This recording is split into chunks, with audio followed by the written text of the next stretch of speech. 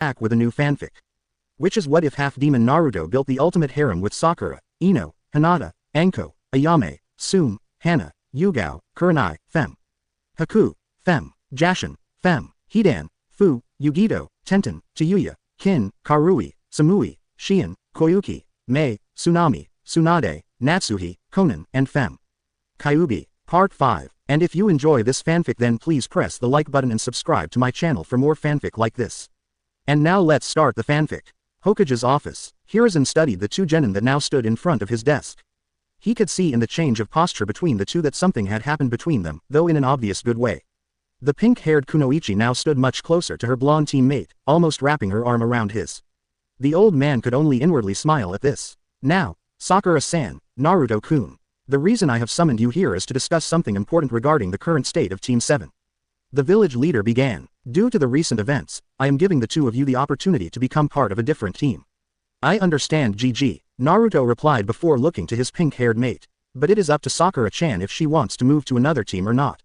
As she was the one who was most affected. The pinkett frowned at the memory, with only a minor flinch.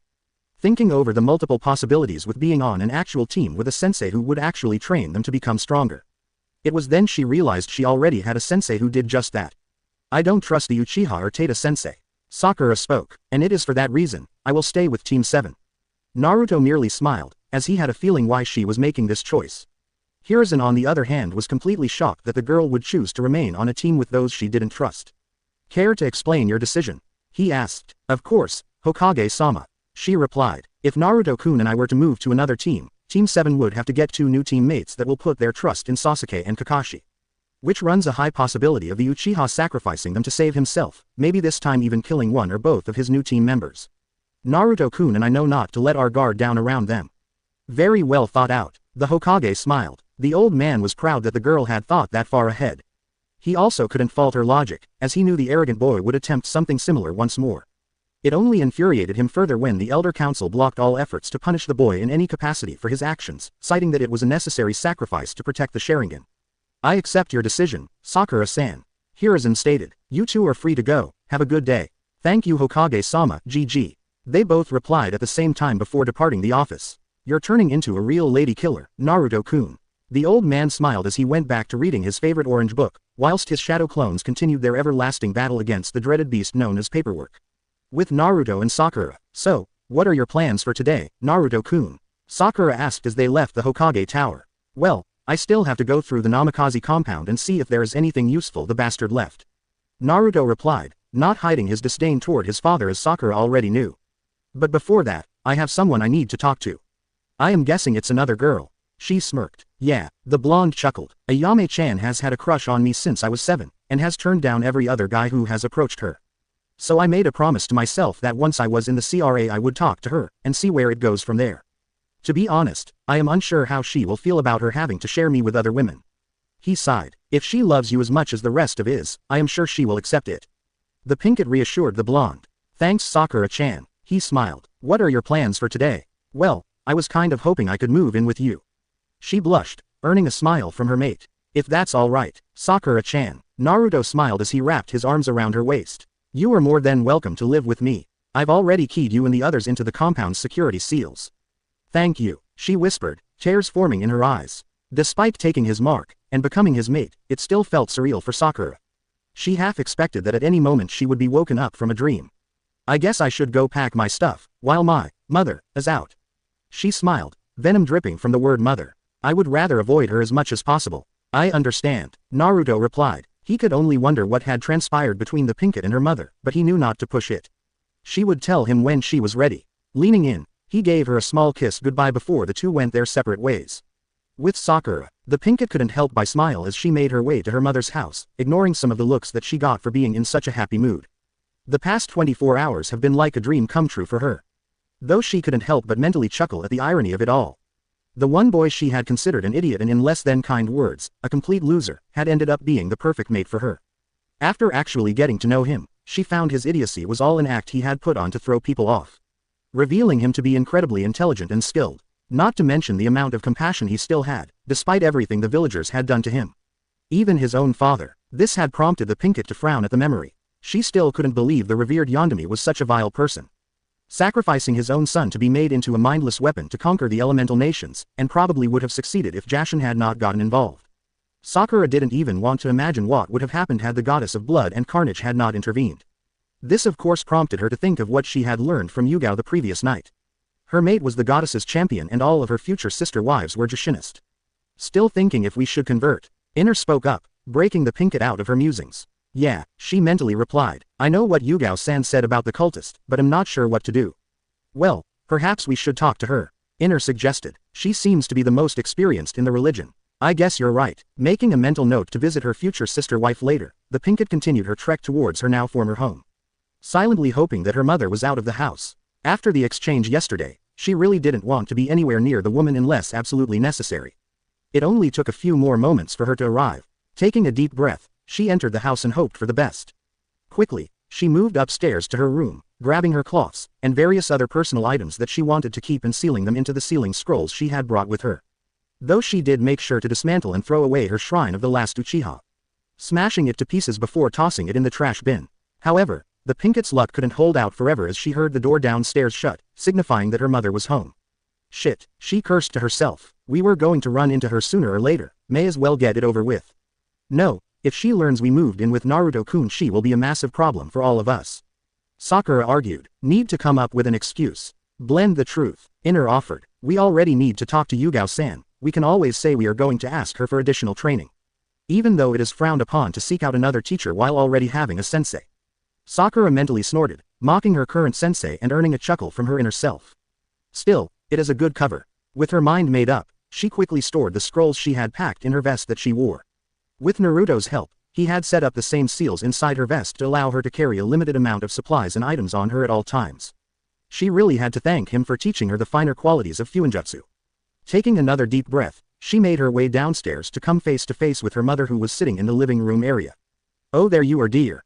Her mother spoke, looking up from the cup of tea she had. I was worried when you didn't come home last night. I went out to train and lost track of time, so I stayed over at a friend's house. She lied. This friend wouldn't happen to be Sasuke, would it, dear? Mebuyuki pushed. I won't be mad if you two decided to start working on a family early. Just so you know, dear. Their mere thought disgusted the Pinkett. Anyways, I need to head out again, Sakura said, completely disregarding her mother's comment about the emo bastard. Oh, where are you going, dear? I want to find Yugao-san and ask if she can help me train more. The Pinkett replied. I am considering taking up Kenjutsu. It did not go unnoticed how her mother flinched when she had heard the name, prompting Sakura to subtly raise an eyebrow. I would much rather you look to someone else for extra training, dear. Mebuyuki stated, her voice shaking slightly. Memories of the ANBU's blade at her neck resurfacing to the forefront of her mind. I am sure Sasuke would be happy to teach you in private. Why not? Yugao-san is one of the strongest kunoichi in the village and the best kenjutsu specialist we have. The pink-haired Hanyu replied, hiding her smirk just seeing her mother flinch every time the ANBU's name was mentioned. Despite her kunoichi skills, she has poor taste in friends and lovers. Her mother snidely replied, hanging with that snake whore, and her fiancé is even worse. Both of them should have been publicly executed a long time ago. Sakura could only clench her fist as her mother degraded and wished death upon one of her future sister wives and her mate.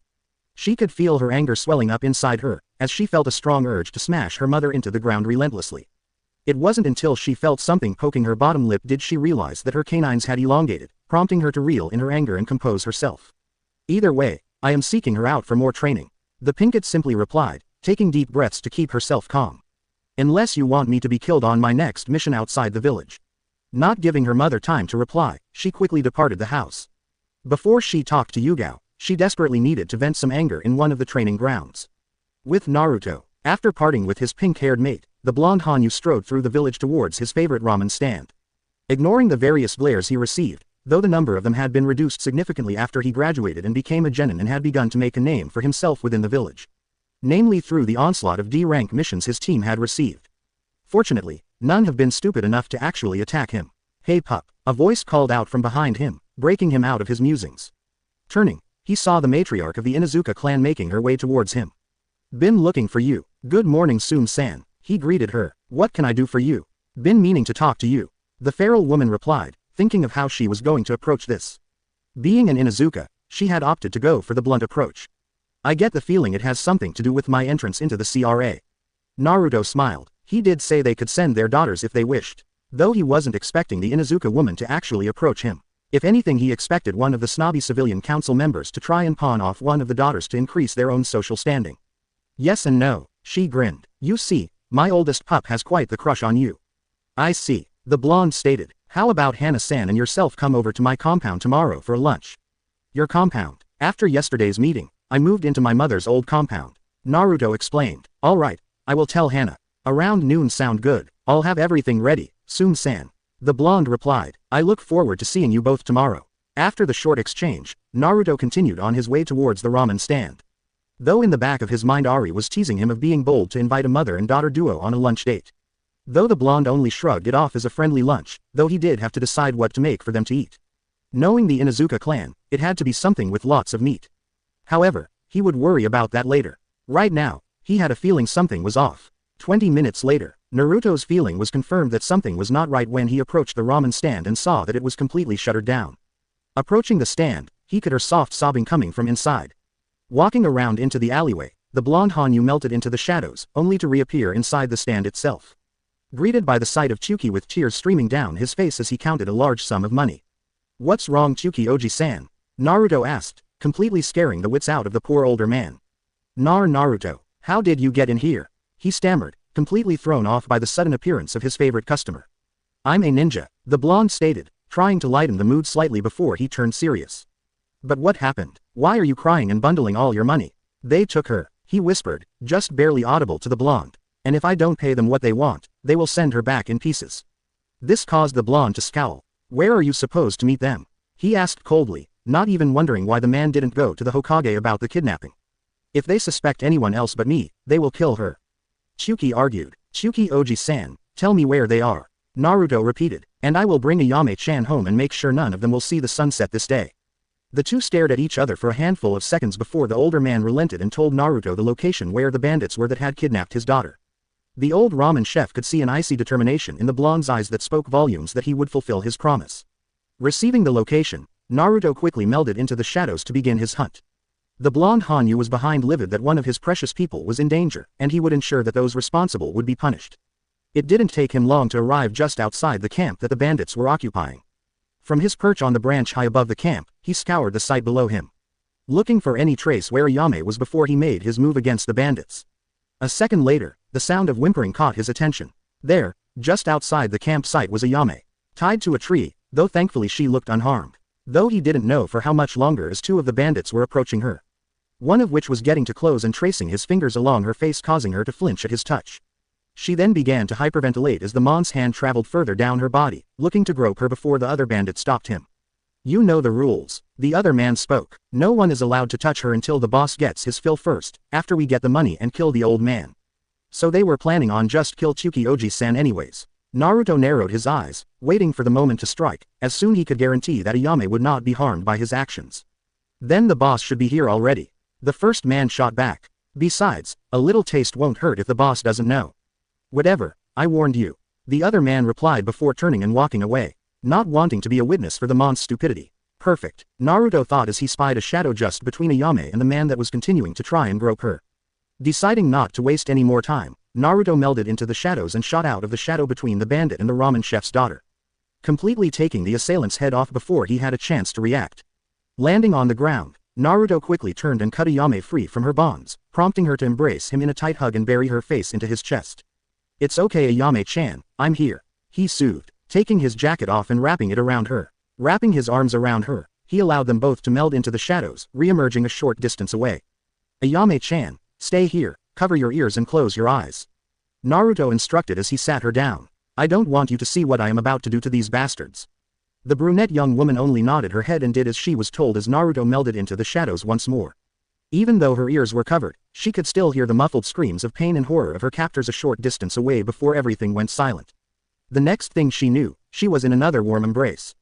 Taking the chance to open her eyes, she found herself looking into the cerulean pools of her blonde crush, causing her to blush slightly. It's over, he whispered to her. I've made sure they will never harm you or anyone else again. Tears once more flowed freely out of her eyes as she buried her face into the crook of his neck, enjoying the warm feeling of his hug and his gentle caress as he rubbed her back up and down, comforting her, so comforting that she ended up falling asleep in his embrace, causing him to chuckle slightly. Let's get you back to the old man. he whispered as he picked her up bridal style and melded into the shadows one more time. Ramen Ichiraku. Tsuki had calmed down slightly after Naruto had left, though he had still not opened the stand. Many scenarios played out through his head. Positive thoughts of the blonde walking through the front gates with his daughter in hand, to more depressing thoughts of both being returned in boxes. However, his latter thoughts were thankfully proven wrong as the blonde boy in question stepped out of the shadows with Ayame asleep in his arms. The older man could only look upon her sleeping form in pure happiness and relief as she snuggled closer to the blonde's chest. The bandits have been taken care of, Naruto said in a soft voice. And they were planning on killing you after you paid them anyways. Thank you for bringing her back, Tsuki stated, tears of happiness evident in his eyes. From now on, you can eat here for free. That won't be necessary, Tsuki Oji-san. The blonde smiled. I wanted to talk to her anyways, but it can wait until she has recovered. What about? Well, yesterday I was approved to enter into the Clan Restoration Act.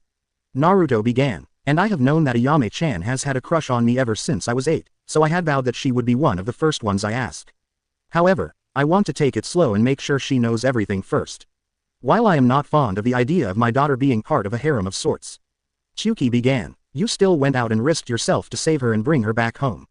That alone earns you my blessing if she accepts. I accept, a voice stated, causing both to cast their eyes towards the now awake Ayame in the blonde's arms, who was now blushing up a storm. Gently Naruto set her on her feet, though she still clung to his arm. Are you sure, Ayame-chan? The blonde asked, not fully aware of how much she had actually heard and if she knew what it all entailed. Not to mention the other secrets he would have to share with her. I am Naruto-kun, she smiled, and I know that you will have other wives as well. Even still, you are the only man for me and Tu-san has already given us his blessing. Still, let's take it slow. He smiled. How about a date this Friday? Pick me up at 6. She smiled once more, leaning up and giving him a kiss on the cheek. I may have given you my blessing, Naruto, the older man started. But if you break her heart I will break you. Tu-san, stop trying to threaten my boyfriend. Ayame cast a glare at her father. Just trying to put the fear of Jashin into him. Tsuki stated before realizing that he had said that in front of the blonde, and earning himself another hard glare from his daughter. So you follow Jashin-chan then? Naruto asked with a slight smirk. In all honesty, he really wasn't surprised. In between the Fire Daimyo's wife and the Wave Country's new daimyo, the blonde Hanyu was no longer surprised anymore. Hell, the Hokage himself could proclaim himself to be a Jashinist, and it wouldn't even faze him. We both do. Tsuki sighed as he knew the cat was already out of the bag. Wait, Jashin-chan, Ayame inquired, quirking her eyebrow at her now boyfriend. Naruto only smiled as he gently removed his jacket from the brunette woman and turned it around so they could both see the prominent design on the back. Both of which immediately wanted to slap their forehead for not seeing it before, despite the many times the blonde has been to their stand. I am Jashin-chan's chosen champion. He grinned at the dumbstruck look of the father and daughter Jashinist duo. Hokage's office. Hiruzen frowned as he read over the scroll he had just received from the newly elected Wave Daimyo. While the mission was a success, the report from Tsunami did not paint the Uchiha or Kakashi in a good light. In truth, the mission only succeeded because of Naruto. Despite the woman's relationship with the blonde, she gave a fair observation report of what she had witnessed and her thoughts on how the team performed. She had outlined the blatant favoritism the Jonin-sensei had shown, the arrogance the Uchiha had displayed. Even relaying how the raven-haired boy had essentially abandoned the client in a rage thrown fit when Naruto had refused to teach him any of his techniques. Furthermore, what infuriated the aged Hokage even more was how Kakashi had tried to persuade the young blonde to hand over his techniques. Along with the Wave Daimyo's report, were other detailed accounts from various villagers that had witnessed the team's actions. Naruto's name always stood out, along with Sakura's, the most in helping the villagers. Hell, even Haku and Zabuza got recognized for helping the village, and they were working for Gato at the time. Neko, Hiruzen called out. In the blink of an eye, the cat-masked Anbu was in front of his desk. Bring me Jonin Kakashi. Hi, Neko stated before leaving in a swirl of leaves. The Hokage didn't have to wait long before Neko returned with a calm and relaxed lazy Jonin. Jonin Hataki. The village leader began. I just received the report from the Wave Daimyo and other testaments from her villagers. The mission was a success. Is there a problem? He lazily replied. These are the scrolls from the villagers of Wave. Hiruzen stated, gesturing towards a small pile on his desk. All of them have detailed recounts of Team 7's activities throughout the mission. All of them send praise to Naruto-kun and Sakura-san. None mention you or the Uchiha. Tell me, why is it that both Zabuza and Haku are praised by the villagers and the two of you are not? Due to Naruto's relationship with the current Wave Daimyo, I would say that the report is biased to be in Naruto's favor. Kakashi replied, I am well aware of Naruto-kun's relationship with Tsunami. The elder man stated, which was true. During their talks about him entering the Clan Restoration Act, the blonde had come clean about his and Tsunami's relationship. However, her report is unbiased. To further prove his point, Hiruzen tossed the daimyo's report to the silver-haired Jonin so that he could read it for himself. I am also well aware of your favoritism towards Genin Uchiha. He continued. I let it slide because at the time I had faith that you would not let your vow to your former teammate get in the way of your judgment. I am quickly losing that faith in you, Jonin Hitaki. I apologize Hokage-sama. The lazy Jonin bowed before the elder man. I will aim to train my team better. That means your entire team Hitaki, not just the Uchiha. Hiruzen firmly warned the Jonin before him. Now as punishment for your actions in Nami no Kuni, your pay will be cut in half for the next 3 months. Kakashi could only balk at this. And I better not hear of you blaming Naruto-kun for this. This is due to your actions, not his. Hiruzen warned. You are dismissed. With a solemn nod, the lazy Jonin disappeared in a shunshin. With Sakura, having quickly dropped off the scrolls in her newly selected room that was next to Anko's, Sakura had set out to train for the day. There was still plenty in the scrolls that Naruto had given her that she wanted to work on.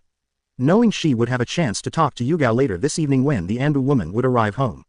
Perks of all of them living under the same roof. Now Sakura found herself at Training Ground 7. She didn't know why she chose this one from all the others that were scattered throughout the village. Perhaps it was the fact that this was the training field that they had become a team, however that concept didn't sit well with her. No, if she had to put her finger on it, this was where she first got a glimpse of how skilled Naruto really was. It was also here that her inner self had begun to open her eyes about Naruto. So, for the next 3 hours the Pinkett had her shadow clones toss water and earth jutsus around while she herself would work on her taijutsu with another one of her clones. Leaning up against one of the posts, the Pinkett now covered in mud could only chuckle to herself at the changes. Before, she could only make 3 clones at most. Now, she could make at least a dozen with ease. Not to mention her stamina was through the roof from what it once was. However, her good mood was soon soured with the arrival of a raven-haired emo. "TCH, what are you doing here, loser?" the Uchiha asked, or rather demanded. "If you must know, I was training." Sakura sneered as she prepared to leave the training ground, not wanting to be around her former obsession. "Like you train," Sasuke commented. "How would you know if I train or not if you're always being dragged off alone in the forest with Tada-sensei?" the Pinkett shot back with a mischievous smirk. "Then again, that would explain why he could never get a girlfriend, and you always turned down every girl." Sasuke scowled at the implications his teammate was making. Not to mention it was so unlike her. She should be groveling at his feet, begging for a date. Not implying that he was in an inappropriate relationship with Kakashi. Clenching his fist in anger, the emo scoffed at the now retreating form of his teammate. It was only then that he noticed the condition the training field was in. Mud and water strewn all across it as well as massive craters and other forms of damaged terrain. How the hell did she get this strong? In Izuka compound, Hana was nervous, as she moved through her room in a frantic manner as thoughts kept racing through her mind of endless scenarios. A few moments ago, she was summoned by her mother to discuss an important lunch that the two of them would be attending. At first it didn't seem like a big deal to the oldest Inuzuka child, until her mother uttered one name. Naruto Uzumaki, which had immediately led to the young woman's current predicament. What to wear? Cloths were strewn all over the room, as the Inuzuka woman looked for something presentable to wear. She wanted to look her best for Naruto. This of course had prompted an onslaught of laughter and teasing from her mother. Though she could feel that despite the teasing, her mother was glad that she finally showed interest in a boy. A short, playful howl from one of her ninken got her attention. Turning, she saw one of her companions with a familiar-looking clothing in its mouth. "That was the same outfit I wore that day," she mused, remembering back to the day when she first met the blonde. Flashback no jutsu. Hana watched with a heavy blush as the members of Team 7 unloaded the wagon of supplies that had just arrived for the veterinary she ran. Namely due to the team's blonde, whom had removed the jacket he was wearing and was easily lifting bags that weighed well over 100 pounds with on hand. Not to mention, each time he lifted one of the heavy bags, she caught an eyeful of his muscles. All in all, there was only one word she could use to describe him. Alpha. A few more hours passed. Hana had offered to get something for the team to eat for lunch, though the only one she got a real reply from was Naruto, as she learned his name was, from the pink banshee that was constantly yelling at him for making her precious Sasuke-kun look weak. Which she couldn't help but chuckle to herself. Whereas Naruto was easily lifting the heavy food bags, the raven-haired emo was struggling to carry just one.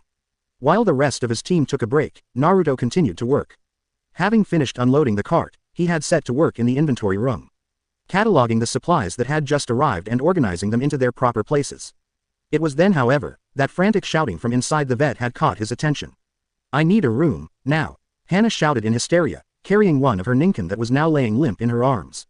Tears in her eyes, Kato was bitten by a snake. The nurses on hand quickly opened the door, allowing Hana to bring her partner into the room. It was around this time that Naruto had arrived to see what the commotion was about. "What did the snake look like?" one of the nurses asked as they began to check the patient. I don't know," Hana stammered as she tried to recall seeing a snake, but she could only draw a blank as everything had happened so fast. Hana-san, we can't administer an anti-venom if we don't know the species of snake. The nurse stated in a serious tone, though her voice carried a weight of concern as well. What's going on? A voice asked from the door. Both women turned to see Naruto standing at the door, but his eyes were locked on the prone ninkin on the table. Quickly he moved into the room and began checking over the canine. Kato was bitten by a snake while we were out near the forest of death. Hana sobbed, trying to compose herself in her state of panic. I don't know what snake it was. I never saw it. Naruto only nodded his head in response, focusing purely on the now named Kato in front of him. Let's see. Labored breath. Lymph nodes are swollen around the puncture area. Naruto began to note mentally. And heart rate is erratic. However, one thing that had really tipped him off was the scent. The snake they had encountered was a pit viper. Though the lingering scent smelled sterile, similar to how Mizuki smelled before Naruto had killed him weeks prior. He was bitten by a pit viper. The blonde stated, immediately prompting Hana to rush to the cooling unit inside the room and retrieve the proper antivenom. How do you know? The nurse asked. Labored breath, swelling of the lymph nodes at the bite area, and change of heart rate. Naruto pointed out, all symptoms of a viper bite. The blonde then looked over to see Hana's hands shaking as she tried to ready the syringe. Though it was clear in her state of mind that she was having trouble. Gently, Naruto placed his hands over hers, prompting her to look at him. Giving her a warm smile, he took the bottle and syringe and readied it for the injection. Don't worry, Hana-chan, Kato will be alright, he told her, causing her to smile despite all the tears in her eyes. Turning back to the canine, Naruto prepped the syringe and injected the anti-venom, all the while stroking the large dog's fur and whispering comforting words to him until the syringe was empty. Slowly removing it, capping it, and properly disposing of it. The nurse still in the room quickly moved forward to check Kato's vitals. Relaying the heart rate was stabilizing and the breathing was becoming normal. I think he just needs some rest for now. The nurse smiled as she finished her report, clearly impressed by the instinct the blonde had. Thank you, thank you, thank you. Hana repeated as she smothered the blonde in a hug, burying her face into his chest. She gasped in shock as a pair of strong arms returned the embrace. You're welcome, he smiled at her, causing her to blush at the close proximity. For the next 2 hours, the two sat and talked while they waited for Kato, who was now laying at Hana's feet, regained mobility. During this time, Naruto had sent out a shadow clone to continue the rest of the work while he conversed with the young Inuzuka woman. At first sight it would appear that he was slacking off on his given mission by having his shadow clone do it, but in reality he was working to calm Hana further. Despite her ninkin now out of danger, she was still emotionally scared from the event. It wasn't until the end of the day, when Team 7 had bid their goodbyes, well mostly just Naruto bidding her goodbye, which of course earned him another hug from the Inuzuka, did she realize that she had a crush on the blonde. After all, he was everything she could want in a mate. Flashback no jutsu dispel. Thank you, Kato, she smiled as she took the outfit and proceeded to get dressed. Come on you three. At the command, all three of her ninkin got up from their relaxed positions and followed their partner out of the bedroom, though Kato took the lead of the pack.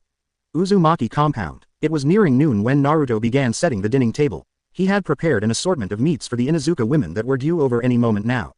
Everything from pork ribs, to thick steaks, and even some more exotic meats that he had found. To accompany the meal, he had selected a few bottles of red wine. Now, all he had to do was wait for his guests to arrive. He didn't have to wait long as a bell chimed throughout the house, signaling that his guests had arrived at the front gate.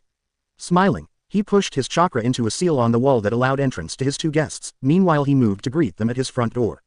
Welcome to my home, Tsume-san, Hana-chan. The blonde greeted the two, before turning his attention to the four ninkin that had accompanied the two Inuzuka women. And good to see you all again too. Naruto couldn't help but smile to himself as he recognized that the younger Inuzuka woman was wearing the exact same outfit she had worn the day the two of them had met. The blonde Hanyu had a feeling that she had done that on purpose, not that he minded. He had to admit that she was beautiful, not to mention she was a very capable kunoichi. It actually came to a surprise to him when he had learned that she was still single and had refused to acknowledge any other male in the village.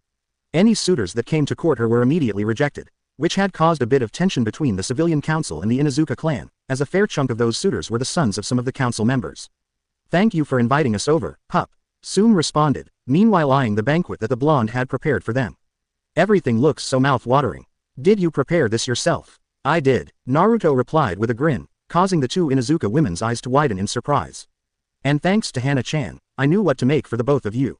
The younger woman couldn't help but blush. Anyways, let's dig in. The blonde stated, not arguing. The two joined their host at the table, though Tsume had ensured that Hana sat beside Naruto. This have caused the poor girl to blush even further due to her mother's actions of forcing her to sit next to her crush. If Naruto noticed, he gave no indication that said otherwise. That was delicious, Tsume commented as she leaned back in her chair, with Hana nodding in agreement. Though I suppose we should talk about the reason we are here. Naruto nodded, sitting up in his chair and placing his elbows on the table as he crossed his fingers in front of his face. This of course prompted Hana to become worried. Well pup, as I already said, since you are in the Clan Restoration Act. Tsume began, meanwhile eyeing her daughter's reaction. I would ask that you give my oldest pup, Hana, a chance. Ka-san, Hana exclaimed, completely thrown off with what her mother had just said. Oh shush, pup, the Inuzuka matriarch grinned. The entire compound knows that you have a crush on Naruto, and he has been the only boy you have taken an interest in. Also, 2 of his fiancés are 2 of your best friends. This caught Hana's attention as she looked at her mother. Anko-chan and Yugao-chan are also my fiancés. Naruto spoke up. The younger Inuzuka woman could only look on in shock. 2 of her best friends were already engaged to her crush. It was then that a thought had struck her. How could she had not noticed that Anko was dating Naruto? It wasn't like the snake mistress was quiet about it, as she had constantly bragged about her blonde stud.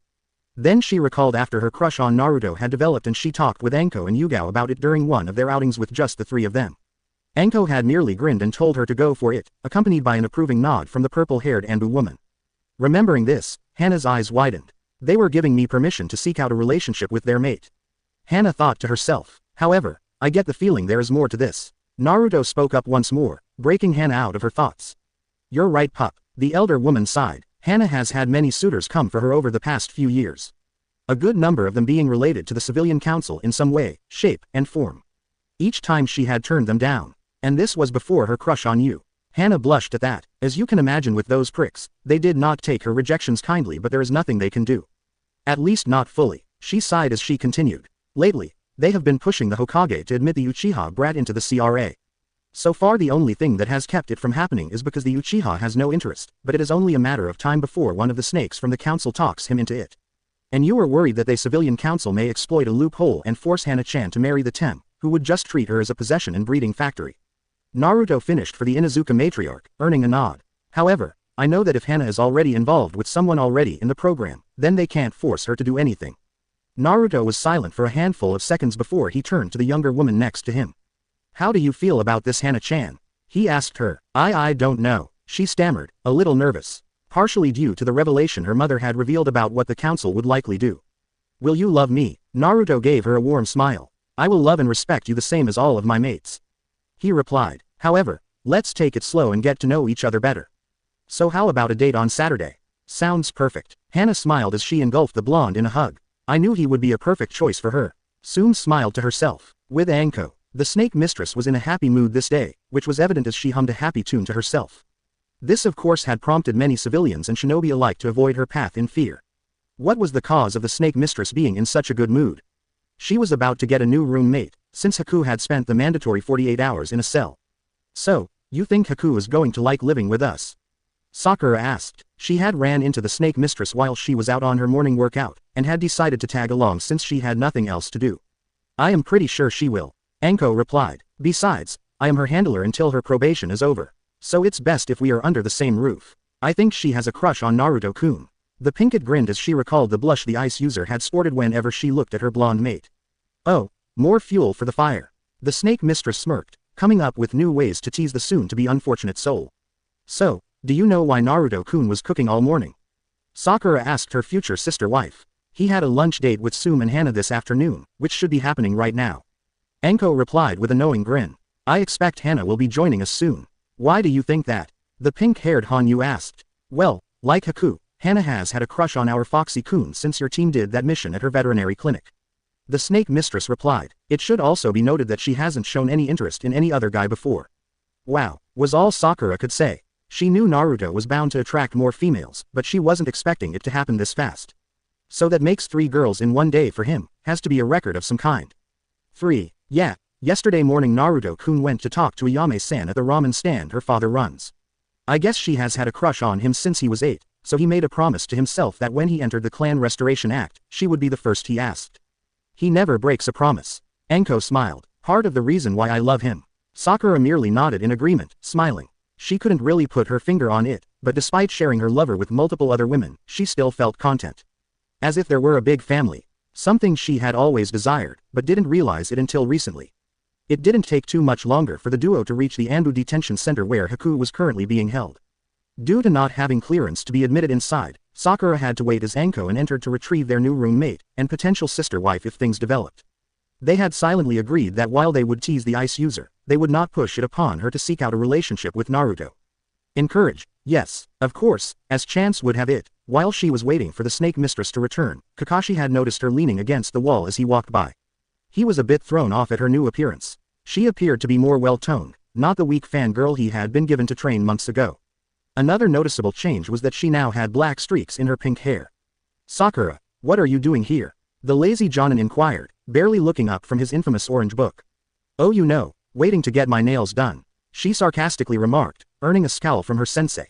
I see you've been hanging around Naruto too much, Kakashi replied while flipping the page in his book. His disrespect for others is rubbing off on you. Wouldn't mind him rubbing something else off on us. Inner perversely grinned. Jashin, inner. Sakura mentally sighed. Bad enough you bombard my dreams with those thoughts. Shouldn't you be training instead of doing nothing? The masked Jonin continued. Maybe if you get stronger, Sasuke will take you out on a date that you always wanted. Sakura could only growl at this, clenching her fists tightly at her supposed sensei's words. Wow, now he is trying to push us towards that emo bastard all of a sudden. Inner seethed. Probably because he thinks we are too close to Naruto-kun. The Pinkett surmised. If he only knew just how close we really are. I say the next team meeting, you take a page out of Yugao-chan's book and dry hump him in front of the two stick flippers. Sakura struggled to hold in a laugh at the thought. Maybe she would do just that. Shouldn't you be with your precious Uchiha in the woods playing the pop-up pirate game? The pink-haired Hanyu retorted after composing herself. This of course had prompted the silver-haired man to scowl deeply at the implications his student had just made.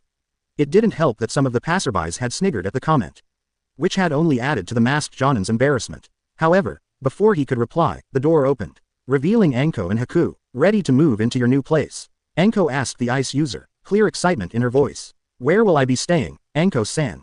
Haku inquired, before turning her attention towards the masked pervert. A scowl appearing on her face as she remembered how the man had blatantly defended the Uchiha's actions on the bridge. Oh, you're here, Hataki. The snake mistress frowned before shrugging him off and turning back to the other two girls. Come on, Cherry Blossom, let's take Haku here shopping before we get her settled in. Kicking up from the wall, Sakura joined up with her sister wife and Haku. You never said where I would be staying, Anko-san.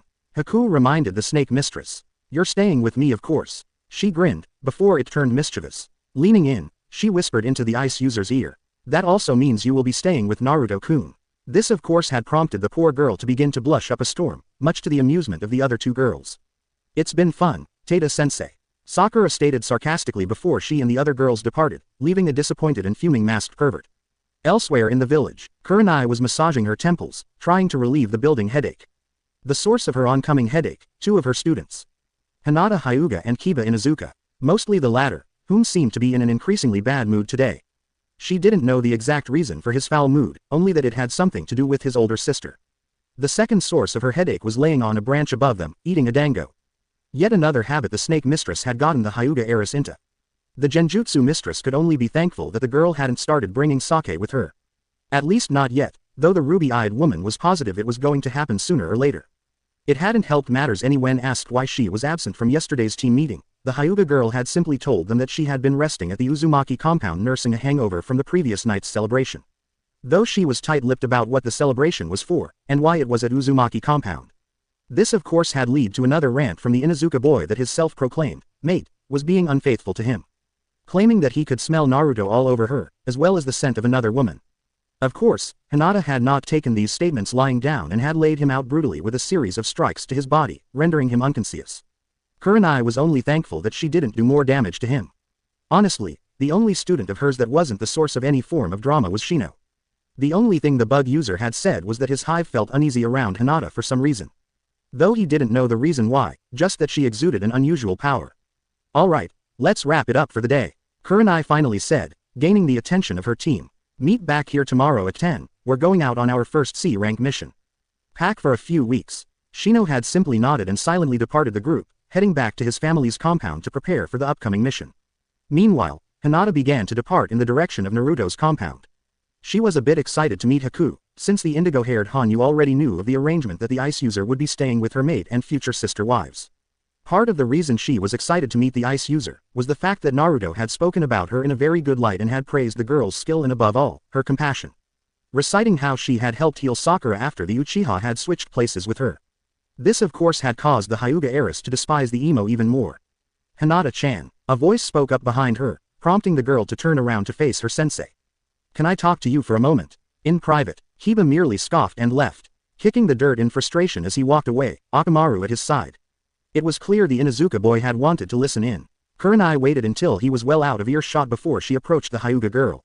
Is what Kiba-san said true? She asked, inquiring about his claim that he had smelled Naruto's scent all over the girl, which implied something intimate. This of course earned her a trademark Anko grin, which slightly unnerved the Genjutsu mistress. That is correct, Kurenai-sensei. She replied, the grin not leaving her face. It is as I told you. Anko-chan and I are sharing Naruto-kun. Unknown to them, Kiba had circled back and was listening in on the conversation, scowling deeply at the confirmation that his mate was with another man who already had another woman. However, he knew that her father would not allow his daughter to be with Naruto. All he had to do was let something slip the next time he saw him. The Inuzuka grinned at his newly formed, foolproof plan. Does your father know? She asked, concerned about how the girl's father would react if, or rather when, he learned of the girl's affair. He is the one who encouraged me to court Naruto. Hinata replied, earning a shocked gasp from her sensei. What? How could he encourage my mate to go after that loser? Kiba seethed to himself in the bushes. Why did he give you his consent? The ruby-eyed woman asked, clearly surprised. As far as she had known, the Hyuga clan head had all but despised anyone not of noble standing. To learn that he had gave his oldest daughter permission to enter such a relationship seemed odd. He didn't give an exact reason. The girl answered, just that he was now worthy. Must have something to do with the council meeting he had attended a few days ago. Kurenai slightly frowned at the new information. She didn't like the idea of her prized student that she saw as a surrogate daughter was in such a relationship with a boy who had another woman. Her best friend no less, whom she still needed to talk with, and upon learning all this, it only escalated the need for her to track down her friend and corner her to talk. Anyways, I should go, Kurenai-sensei. The Hyuga girl stated, I really want to spend time with Naruto-kun and Anko-chan before we leave tomorrow. Without saying another word, the indigo-haired Hanyu left, leaving behind a confused Genjutsu mistress and a fuming Inuzuka that had overheard the entire conversation. I'll show her that I am the only male she needs. Kiba inwardly seethed. She is my mate, not that loser's. I am the alpha male, and I will prove it to her, one way or another. I will force her to see that she is mine. Night time, Uzumaki compound, Naruto's mindscape. Alright, ready for Ari-chan? Naruto asked, as he had finished rearranging some of the seal diagrams that kept the fox girl sealed within him. Are you sure it will work, Naruto-kun? She asked, extremely concerned if anything were to go wrong, it could potentially kill her vessel and soon-to-be official mate. I am. The blonde Hanyu smiled. I have checked it, double-checked it, and triple-checked it. This new seal modification will allow you to come out in solid form. Though you will still be tethered to me. What would be the max distance we could be apart? The Kitsune girl inquired. Unlimited, however if I need to, I can summon you right back to me. He explained. Now, there are two ways you can get out. 1. I summon a shadow clone with your chakra, allowing you to possess it. Which of course would make it more durable, and it will take your appearance instead of mine. And the second, channel your chakra into this seal, and it will force a shadow clone to spawn without me needing to do it. He informed her, this is a fail-safe in case something happens and I am unconscious or something that will allow you out to help. I guess I am ready. Ari stated, stealing her nerves, both from excitement and worry. Alright, after I leave, channel your chakra into the seal I showed you. He instructed, I'll see you on the outside. Slowly, the blonde vanished from his mindscape, leaving the Kitsune girl alone. Readying herself, she marched over to the seal and placed her hand upon it. As she channeled her chakra into the seal, she started to become a little lightheaded, until she experienced an explosion of white light forcing her to shut her eyes tightly. Real world, Naruto's bedroom. Welcome to the outside world. A voice greeted her. Opening her eyes, she looked around and noticed she was in the bedroom of her vessel. Standing in front of her was the blonde himself. A warm smile on his face. Without warning, she pounced upon him and tackled him to the bed behind him. Overwhelmingly happy to be out of the seal and to be able to physically hold the one who had won her heart. Thank you, thank you, thank you. She repeated over and over again before sobbing lighting into his chest. Knowing that this was an emotional experience for the Kyuubi girl, Naruto stroked her back, comforting her as he held her close until she stopped sobbing. Slowly she turned her face towards his and leaned in to capture his lips with her own. All of which he happily returned. After a few moments had passed, the two had ceased their make-out session. Both panting and out of breath. You know what to do. She smirked as she moved part of her kimono out of the way so he had access to her neck. It was on this night that Naruto had marked Ari, the Kyuubi no Kitsune, as his mate. Root headquarters. It had been over a week since the young blonde had revealed his heritage to the council, and Danzo was none too happy. This single action had disrupted everything he had planned, not only for the blonde Jinchuriki, but his future operations as well. The reason being, the brat had claimed all assets of the Namikaze vault and completely liquidated it, merging it with his mother's account, as well as transferring large sums to two additional accounts. One being the boy's private account, and the other into an unknown account in a reserve operated by a third-party company that specialized in private accounts, putting everything out of the old War Hawk's reach. In truth, Danzo had been using the Namikaze account to fund his root program as well as other projects as per the previous Hokage's instructions. Though due to legal issues that would arise, it had been a quiet affair. The fourth never considered the chance of his son actually claiming his family heritage. The plan had always been for him to be beaten into submission and isolated from his peers, so when Danzo's route took him, no one would question what had happened to the young blonde. Of course, that had all changed after the boy's 6th birthday. Something had awakened in the child that day. To compound issues further, he had also discovered that Naruto had completely cleaned out the Namikaze residence of anything of value. Scrolls, books, equipment, and so forth. Leaving the compound completely barren, even the pictures were removed, almost as if the blonde was erasing the very existence of his father. To add further insult to injury, all of the security seals around the compound had been changed, completely cutting off any access he once had to the property.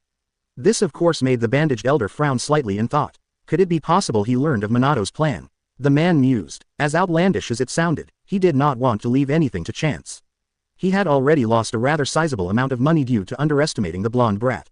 Of course he had other sources to finance his operation, but having access to Minato's bank account had made it far more accessible. Of course this led to Danzo's biggest problem for his immediate plans. How to acquire Naruto. Now that he was recognized as the heir of not one, but two notable clans in the village, any sudden disappearance of him would surely be noticed. Especially from his current fiancés, both of which were very capable to combat his own route long enough to attract attention to them. Something he absolutely wanted to avoid. As he continued to ponder a solution to his problem, a small grin appeared on his face. It was a simple plan, yet it would be effective. Root, he called out. Immediately, 6 black-clad shinobi appeared in front of him, all with blank masks that gave no indication of their identity. In reality they had nothing to claim any sort of identity. Just mindless drones that were blindly loyal only to the man they now knelt before. You are to find and secure Naruto Uzumaki and bring him to me. Danzo instructed them. You are not to act until he is alone. I do not want any attention brought to us. Hi, Danzo-sama, they all said in unison before disappearing. As they left, Danzo grinned. All he had to do was wait until they brought him the boy and he would force a loyalty seal on him. That way he would secure the boy's obedience while not having anyone question his disappearance. Once he was loyal, he would have Naruto sign over everything to him, and perhaps even have his fiancés forced into his root forces as well. Nothing would stop him. Training Ground 7. Both Sakura and Naruto were leaning against one another near one of the posts, waiting for the other two to finally arrive.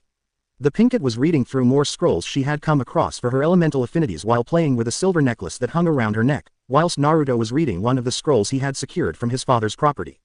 Studying how to perform one of his father's signature techniques, the Rasengan. The man may have been a bastard, but at least he was an intelligent bastard. Naruto thought to himself as he looked over the scroll, which gave instructions of how to perform the technique. Aside from emptying out his father's property, the blonde Hanyu had introduced his current roommates to Ari the morning after he had altered the seal to allow her some freedom. Much to his embarrassment, his mates had reminded him that he had forgotten to activate the silencing seals around his room. This of course had caused the poor Kitsune girl to blush severely. He was correct about one thing though. Ari and Sakura had hit it off very well, and the Kyuubi girl had even taken to teaching the Pinkett some of her own taijutsu style to help expand the girl's abilities and skills. If anything, to further aid her mate in their outings, since Sakura would be the one with him the most on missions and such. Another interesting thing that had happened, due to the Kitsune girl, was the fact that Naruto was now almost a full demon. This was caused due to mixing chakra with Ari when he marked her as one of his mates. He now estimated he was at least 3/4 demon, instead of a half demon now. As a result, his whisker marks became even more pronounced with his muscles becoming even more defined. His pupils had also taken a slight slit appearance, though not too noticeable. Of course, this change had also chained through all of the marks of his mates. Adding to their own Hanyu heritage as well, all of them could feel a stronger connection to their demon side coursing through the veins. Each of them also experienced their own physical changes. The dark streaks in their hair becoming darker, while their eyes became more vibrant, and glowed an eerie yellow when under shadow. The physical appearance of the bodies also took a more noticeable change with their features becoming more toned and pronounced, making them the envy of all the women in the village and the desire of many men as well. During the week, he had also taken both Ayame and Hana out on their respective dates. With Ayame, he took her to a popular restaurant called the Golden Leaf. He had reserved a private booth away from the rest of the patrons. Throughout the 5-course meal, the two conversed about everything. She was surprised when he had revealed that he was the author of her favorite book series. She was silent when he began to explain how he was a half-demon, thanks to Jashin, and his mission that Jashin had tasked him with. After hearing everything, she had simply smiled and requested to be marked as well. And he did. For Hana, he had taken her for a nice wilderness hike just outside the village during the twilight hours. Feeling secure around the blonde, Hana had left her 3 ninkin at the compound. Knowing full well that should anything happen, Naruto would take care of her. As the two walked through the forest, they talked about their interests, dreams, and ambitions. At the end of the hike, they had arrived at a plateau that overlooked the village and gave them a clear view of the stars. Once there, he had unsealed a picnic basket for them. During the meal, Naruto had explained everything about him. Surprisingly, Hana had taken it well. Being from a feral-like clan, she had a greater understanding of how being mated worked. Though she was a little surprised that he was a Hanyu, and had been since he was 6. Even more surprising to her was the fact that he was the champion of the goddess Jashin. Like those before her, after hearing everything, she had requested to be marked as one of his mates. So, what are we going to do today, Naruto-kun? Sakura asked, breaking him out of his musings as she leaned her head against him, putting her scroll away, as she was done reading it for now. Aside from sticking it to Tada-sensei and his boy toy, Naruto responded as he sealed away the scroll he was reading, earning a chuckle from his pink-haired mate. Yo, Kakashi said as he appeared a few moments later, almost as if on cue, just as Sasuke arrived at the training ground, earning a raised eyebrow of why the raven-haired boy was late to arrive. I see the Uchiha is picking up your bad habits, Tada-sensei. Naruto quipped, earning another chuckle from Sakura. This of course caused the masked Jonin to narrow his eyes at the two for the blatant disrespect towards him. However, he noticed the change of appearance in his pink-haired student. He wasn't the only one, as Sasuke couldn't take his eyes off her. She truly looked like a femme fatale, prompting the last Uchiha to smirk to himself. Judging by her training a week ago, she has gotten a lot stronger. The Uchiha mused to himself, a smirk coming across his face. With her new looks, she will be worthy to bear my children. And with how obsessed she was with me, it will be easy to get her to do whatever I want. So what are we going to do today? Sakura asked as she stood up from her sitting position, though stayed near Naruto. Well, today I will be teaching you the leaf-cutting exercise to further enhance your chakra control. He lazily replied, and I suppose while we're doing that, you're going to take the Uchiha to give him a private lesson. Naruto sighed, crossing his arms. Once you have better chakra control, I will teach you more. Kakashi stated, look Hatake, it's clear you don't give a shit enough to train us, so how about this? Naruto began as he kicked off the post, prompting the Pinkett to do the same. You can take your precious Uchiha and do whatever you want. I will help Sakura-chan train myself. Kakashi could only frown at this. We are supposed to be a team. Kakashi commented, prompting both Sakura and Naruto to cast him a dirty look. Don't worry, we will still help with missions and show up for team meetings. The blonde replied, but as far as training, we have no faith in you. Kakashi could only sigh as he watched the other two depart the training field. He had promised the Hokage that he would aim to train his entire team, though Naruto was making it difficult for him. Worse even was that Sakura was following Naruto's lead, sending a clear message that she didn't trust the masked Jonin to do his job, and actually train his entire team. With Sakura and Naruto, the two Hanyus had made their way deeper into the forested area, to avoid any prying eyes. Especially for what Naruto had planned for them. Once at a suitable location, he began to set barrier seals around them to prevent any unwanted visitors from actually seeing what they were doing. Of course, as he was explaining what he was doing, inner Sakura was having a field day with the implications, causing the poor girl to groan and blush at the same time. So what are we going to be training today, Naruto-kun? Sakura asked, after shaking the dirty thoughts that Inner had placed within her mind. Well, now that the barrier is up, Naruto began, I am going to teach you how to use your Hanyu abilities. Sakura's eyes widened at this in excitement. She had seen Yugao and Hinata use their abilities when around the compound, and having experienced it firsthand when traveling with her mate, made her all the more eager to learn how to do it herself. Though she had always wondered why Anko never used any of her Hanyu abilities. When she had asked Naruto about it, he merely told her that Anko hadn't desired to learn it yet. Which struck her as odd, since the snake mistress had been with the blonde the longest, though she didn't press further. Alright, so where do I begin? She asked. First, we will begin with the shadow step abilities. He stated, you've seen me and the others use it many times before, and it is a very handy ability to reach usually difficult areas to get to. Now, think of the shadows as water and desire to dive into them. Since it's your first time, you may want to get a running start. Sakura nodded as she soaked in this information. Attempting to calm her nerves, she ran towards the cluster of shadows created by the trees and jumped towards them. Only to skid across the ground, and gain a mouthful of dirt and leaves. In the back of her mind, She was expecting the blonde to laugh at her failure, instead there was silence save for the crunching of leaves as he walked towards her. Reaching down, he helped her to her feet. "It's okay Sakura-chan," he reassured, wiping the dirt from her face. "I didn't get it my first time either. In fact, I ended up going face first into a tree and knocking myself out for almost an hour." Hinata-chan got herself tangled into some bushes that left her rather exposed, and Yugao-chan severely bruised her throat from running into a tree branch. "What did I do wrong?" she asked, still disappointed that she failed. Though, she did feel a little comforted by the fact that she wasn't the only one who had failed on her first attempt. "You hesitated," Naruto simply responded. "You need to wipe any doubt from your mind. Ready to try again." Nodding, the pink-haired Hanyu moved back to her starting position and tried again. It had taken the pinkette at least a dozen attempts before she got it down, much to her excitement. Upon successfully diving into the shadows, Naruto had descended with her to help her navigate the shadow world. It was difficult to describe how this world looked like, but could be surmised as an endless black and gray abyss, with windows peering into the living world.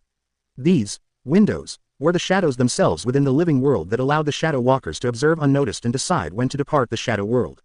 "Good job, Sakura-chan." Naruto smiled as they rose up from the shadows. "You did it." "I did," she exclaimed, excited and proud of her accomplishment, jumping up and down in celebration. "All right, keep at it until you can do it flawlessly. But only come out through these shadows," he instructed. Sakura nodded and began to repeat the process, each time more fluid than the last. While she was in the shadow world, she would peer into other windows, spying on Kakashi and Sasuke, chuckling to herself when she saw the emo duck butt struggling to walk on water, throwing a fit each time she failed, though she always ensured that she returned through the shadows located near her mate. Speaking of mate, she had noticed that while in the shadow world, Naruto and the other girls that he had marked seemed to light up, allowing her to see where they were. Sakura felt that if she focused enough on one of them, she could instantly travel to them. She had attempted this theory on Naruto himself, since she really didn't want to alarm anyone, as her fellow soon-to-be sister wives were in proximity to potential witnesses. Still, it was a useful thing to learn, in case the need arose that she would be required to aid one of them. As the hours ticked by, Naruto began instructing her in her other Hanyu abilities.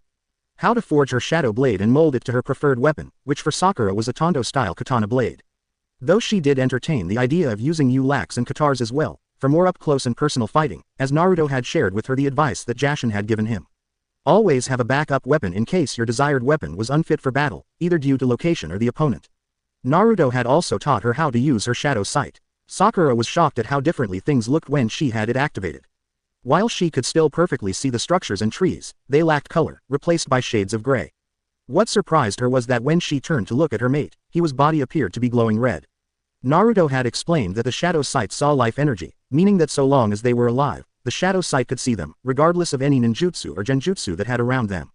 Though he did stress that while it was possible, it was extremely difficult to see clones of any kind.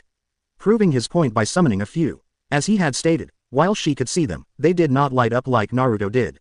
When they moved, they were blurry at best, almost as if they were ghosts. In the end though, Sakura had taken to her Hanyu abilities rather well, even a little quicker than Hinata had. With the training coming to an end as the sun began to dip below the horizon, and the barriers still up, Sakura had sauntered over to the blonde Hanyu and wrapped her arms around his neck, prompting him to wrap his arms around her waist. Bringing her closer to him. Leaning in, she deeply kissed him, pushing her tongue into his mouth to begin the fight for dominance. As the two continued their heated make-out session, the pinkette began to let her hands wander over his body, feeling up his toned biceps and chest area before moving further down to his abs. While she did this, Naruto allowed his own hands to caress her along her back and sides, though staying respectful not to cross any lines. However, the pinkette had other plans as she allowed her hands to ever so slowly move further and further down. She almost had her hands into his pants before he stopped her. Breaking the kiss, she looked into the blue eyes of her mate in confusion as to why he had stopped her. "Sakura-chan," he spoke softly as her looked into her eyes. He could see the lust build up behind them. "If you want this to go further, let's do it in a more suitable location." Smiling, she merely nodded and retracted her hands, much to her inner self's disappointment that the blonde had stopped their fun. "Your first time should always be special, not just a romp out in the woods," he continued. "If you think you are ready, come to my room tonight. I'll make sure Anko-chan knows it's your turn. Just remember to put up the silencing seals this time, Naruto-kun," she teased, giving him another peck on the cheek. "Go ahead and head home and relax," he smiled. "Try using your shadow step to get there. Anko-chan should be home by now, so you should be able to lock onto her." "What are you going to do, Naruto-kun?" "There is something I have to take care of," he stated. "Won't take long." Nodding, Sakura gave him one last kiss before sinking into the shadows. With Anko, the snake mistress was quietly humming to herself as she sat comfortably in a large reclining chair. Her feet tucked underneath her as she engrossed herself in the third volume of Demon Heart, which had finally come out just yesterday. Already it was flying off the shelves. Silently, she thanked Jashin that she personally knew the author, as Naruto had always ensured his girls got first dibs on his books. Sitting across from her was Haku, whom was just beginning her adventure into the first book. A house-warming gift from Naruto himself. The ice user was floored when she had learned that the blonde was the author of the most popular book series in all the elemental nations, though respected his wishes to keep it a secret. Neither of them noticed the pink-haired girl rising up behind Anko. A mischievous grin across her face, Sakura brought her hands around the chair and groped Anko's chest, prompting the snake mistress to cry out in surprise and immediately draw one of her kunai, ready to retaliate. Only to see Sakura, laughing on the floor. Sorry Anko-chan. The pinkett laughed. I owed you one from a week ago. Putting the kunai away, the snake mistress pouted. I suppose, she replied, before growing a mischievous grin of her own. Though I feel cheated, I was when I groped you. Maybe after I have had my time with Naruto-kun. Sakura smirked before leaving the room to prepare herself for what she had planned. Leaving behind a grinning snake mistress and a severely blushing Haku. Oh, she is going to be a treat. Anko thought to herself. With Naruto. Naruto smirked to himself as he watched the 6 masked figures from the shadows, as they moved around outside of the barrier he had set up for Sakura's training. While still hiding within the shadows, he dropped the barrier, allowing them to finally come closer. The target was last spotted in this location. One spoke up in a dull tone, completely void of any emotions. Danzo-sama will not be pleased if we fail to acquire the target. Another spoke in the same tone. Well, suppose we should introduce ourselves. Naruto thought to himself. What do you think, Ari-chan? Should be fun. She mentally grinned. Leave none alive. That's the plan. He smirked as he emerged from the shadows behind the group. Looking for me, Naruto Uzumaki. One of them stated as all 6 turned to look at the blonde Hanyu. You are to come with us to Danzo-sama. You do not have a say in this. Has that ever worked on anyone? The blonde mused as he summoned a dark Tonto-length blade, holding it in a reverse grip position. As he stood there, Naruto took note of everyone's location as he began to plan out his means of attack. No doubt they would attempt to surround him, however he had a trick up his sleeve that he knew they wouldn't expect. Ready Ari-chan, let's do this. Without warning, Naruto attacked. As he did so a shadow clone manifested itself behind him, taking the form of a dark-haired female with 9 white tails swirling behind her, charging at full speed towards the 2 root Anbu that had circled behind the blonde Hanyu. To his right, his own shadow detached itself and formed into a second Naruto, attacking the 2 root on that side. Leaving Naruto himself only to deal with the 2 on the left. Ari wasted little time as she engaged the 2 root members on her side. Right away she had sunk claws into the throat of one of them, killing him instantly before she jumped away from him and lunged towards her next victim. However, the second individual had managed to evade her attack. Danzo-sama will be pleased that you can manifest yourself Kyuubi and take human form. He stated, earning himself a growl from the Kitsune girl. You will submit to Danzo-sama to become his weapon and potentially birth a new breed of shinobi. I would sooner slit my own throat than be used as a tool for that warmonger. She spat. You do not have a choice in the matter. Quickly the root Anbu member went through a series of hand seals before firing off a series of fireballs towards the Kitsune girl. All of which struck her at point-blank range, exploding on impact and igniting the surrounding area in a small inferno. He knew Danzo would be upset that she was damaged, though she would heal. Turning, the root member moved to aid his fellow Anbu though froze when he heard giggling coming from the fire. Really, you're going to use fire, my own element, against me? Ari laughed as she stood inside the fire, completely unharmed. I'll show you how to use fire. Bringing her right hand back, she drew the inferno into her palm and began to twist it into a spiraling orb, almost like the Rasengan in appearance, though not quite. Having drawn all the flames into the orb, she launched it towards her opponent at such a speed, it was impossible for him to dodge. As the orb struck him, it burst into his chest and began burning him alive from the inside out. As the fire tore through him, he let out an agonizing scream as fire finally erupted from behind his mask before it was suddenly silenced and only a burnt-out husk remained. Her job done, she dispersed herself and returned to her seal, awaiting her mate to finish off his own opponents, as his dark clone had already easily dispatched the other 2 effortlessly, leaving only Naruto to finish off his 2. Though it was clear that the blonde Hanyu had been toying with them, allowing them to think they had a chance against him. As the 2 remaining root attacked the blonde Hanyu, Naruto effortlessly avoided the combination of attacks, occasionally blocking with his dark blade. The blonde smirked as they came in for another attack, though this time instead of blocking, he ducked under both of their attacks and quickly summoned a second dark blade into his left hand before driving them both into the chests of his attackers. Blood spilling out from under both of their masks. Have fun Kitsune Heim, he inquired. Bastard had the nerve to say I would be used for breeding. The fox girl huffed, still upset over the comment made. The only offspring you will be having, is mine. My kitsune Haim, he commented in a possessive tone, earning a blush from the girl as memories of the night she was first allowed outside of the seal came to the forefront of her mind. Speaking of which, I do believe your lovely little cherry blossom is waiting for you to return home. Ari teased. Naruto merely chuckled as he turned his attention to the bodies that now littered the ground. He knew he couldn't leave them here to be found by a patrol. Not to mention Inoichi could still enter their minds and relive their last moments, which is something he wanted to avoid altogether. He wasn't ready to let more people know of his current skills. Sadly, he also didn't know where Danzo's hidden lair was located, otherwise he would have left a gift basket for the old warmonger. To be honest, Naruto was surprised the war hawk hadn't moved to acquire him sooner. Well, before I head home, I better take care of this mess, he stated, mostly to himself. Spreading his arms out, he began to gather darkness around him. Pools of black liquid-like substance flowing for the shadows in the surrounding area.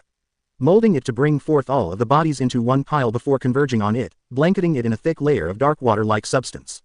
With a quick motion from his hands, he forced the black liquid-like mass to compress upon the bodies, smashing them into nothing more than a paste. Once satisfied that they were beyond unidentifiable, Naruto released his control over the dark element and allowed it to retake its place among the shadows. Speaking of Inoichi and mind reading, I should look into developing some seals to block any attempt to control myself or someone that is close to me. Naruto mused. He didn't know how, but Danzo had commanded unconditional loyalty from these guys. Think I just found my next project. The task finished, Naruto melted into the shadows to return to his compound. Uzumaki compound. When Naruto arrived at his compound he immediately noticed it was quiet. A little too quiet considering who his roommates were. However, he didn't sense any of his mates in any danger through his mark, so he had shrugged it off that they had went out for the evening. Though more than likely, Sakura had expressed her desire to the others and his other mates had left to give them some privacy. Of course the fact that he could only sense Sakura inside the compound only reinforced that theory, whilst Anko, Yugao, and Hinata were in town. No doubt they had roped Haku to join them, and if he had to bet, he would say that they took the ice user to the girl's favorite dango stand. Chuckling slightly to himself, he made his way to his bedroom. Stripping out of his clothing and discarding them into his clothes hamper, before he turned on his shower to allow the warm water to cascade over his body. After a handful of minutes, he felt a pair of fleshy orbs press against his back, followed by a trail of kisses along his shoulders and neck. A slender pair of arms wrapping around his torso. Slowly turning around, he saw Sakura standing close to him in all her glory. A vibrant blush adorning her cheeks. Giving her a soft smile, he pulled her closer to him, wrapping one of his arms around her waist while the other stroked her upper back. Leaning in, he gave her a deep kiss, which she happily returned. Are you sure you want to do this, Sakura-chan? He inquired after breaking the kiss. I'm positive, Naruto-kun. She purred as she kissed along his neck. A few hours later, Sakura laid in bed with Naruto, resting her head on his chest as she listened to his heartbeat with her eyes closed. Having finally been sated after multiple rounds of love-making in multiple positions. Some of which even had her inner self shocked into silence, not believing that the pinkett was that flexible. Meanwhile, Naruto was combing his fingers through her hair once more, something she greatly enjoyed him doing. With a sigh of contentment, she snuggled closer to her mate. She knew, without a doubt, that she had made the right choice by getting marked as one of his mates. To think, she had Jashin-sama to thank for all of this. There was no denying that the goddess was single-handedly responsible for shaping Naruto into the man he is today, which in turn had allowed him to break her out of her fangirl ways and open her eyes.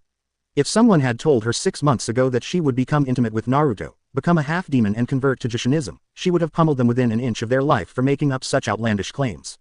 Also knowing how she was back then, she probably would have punched Naruto as well, just because his name was brought up. Yet here she was, snuggling close to her blonde mate, and she wouldn't trade it for anything. I love you, Naruto-kun, she whispered, as her eyes began to grow heavy, completely worn out from their activities earlier. And I love you, Sakura-chan, he replied, kissing the back of her head. Slowly, sleep claimed the two Hanyu lovers. Dango stand, Main Street. So, our little cherry blossom has finally made her move, huh? Yugao chuckled as she saw Anko and Haku enter the dango stand. The latter sporting a massive blush as she imagined what was going on in the compound at this very moment. A bit envious of the pink-haired girl. Yup, Anko replied with a grin. Come on Haku, grab a seat between us. The ice user nodded, and took the suggested seat between the two women as the snake mistress ordered some dango and sake for them to share amongst each other. During her week-long stay at the Uzumaki compound, she had come to view these two women as sister figures. More so because of the fact that Anko would tease her about her crush on Naruto, just as a big sister would. While Yugao was the big sister who would give insight to various topics. So did she request the house to be empty? The sword's mistress inquired. Nah, when she implied what she had planned, I figured we would give them some privacy. The snake mistress replied, taking a bite from her dango. Besides, you know how Naruto-kun is with their first time. He always wants it something special to them. Yugao could only smile at that as she began to wonder what her first time would be like with her maid after they were married. Of course that led to the next question, just who was going to perform the ceremony. No way in hell was she going to have a kami-ordained priest oversee the wedding. She could perhaps ask Shijimi to do it, since she was a true Jushinist and a priest as well. Shaking away the thoughts for now, she turned to her future sister-wife and Haku and continued to converse with them. Evening ladies, a voice spoke up from behind them, turning they say Kurenai and Hinata making their entering the stand, taking seats near them. Hey Nai-chan, Anko greeted, how was your first C-rank mission? Arg, don't remind me. The Genjutsu mistress sighed. It was supposed to be a simple mission to escort a wealthy merchant to his destination, but the perverted bastard kept eyeing Hinata and myself the entire time. Making passes at the two of us and even offered to give us a bonus if we were to help him relax. Hate bastards like that, the snake mistress stated with a frown. So what happened? Well, about 3 days in, he no longer took no for an answer and attempted to force himself on me. The Genjutsu mistress recounted in disgust. Trapped his in a Genjutsu and we left him at the mercy of any bandits that he would encounter. And since he violated his contract, we were legally allowed to leave him. I wanted to rip his balls off and smash them in front of him. The Hyuga heiress growled. The indigo-haired Hanyu was probably the most frustrated of all of Team 8, since from the time they left the village, she had not one, but 2 males constantly trying to flirt with her and get her alone in some way, shape, or form. While at least the merchant was a bit more suave with his words, at least up until he flat-out propositioned her and Kurenai like a whore, Kiba was a whole other story. The young Inuzuka had increased his attempts on the Hyuga heiress, going as far as to say that her father had made a mistake in approving of her relationship with someone as weak as Naruto, not even hiding the fact that he had eavesdropped on her conversation with Kurenai, and that she should leave the blonde and get with a real alpha that would see that all her needs and desires were satisfied. It had taken all of the girls' willpower not to pummel the dog boy into the ground. Due to being on a mission, it would have not looked good for the village if team members attacked one another.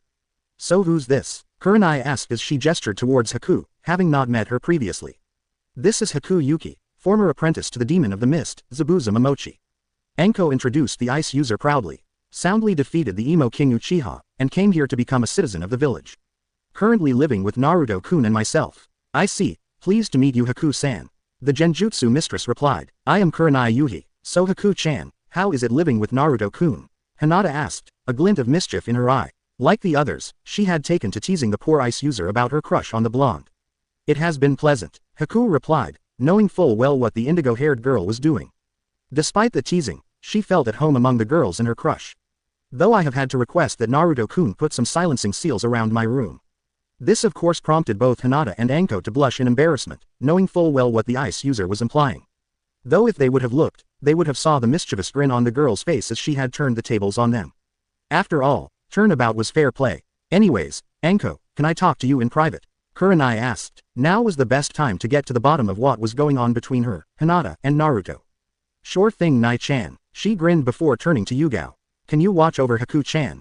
The sword's mistress nodded, knowing why the snake mistress made such a request.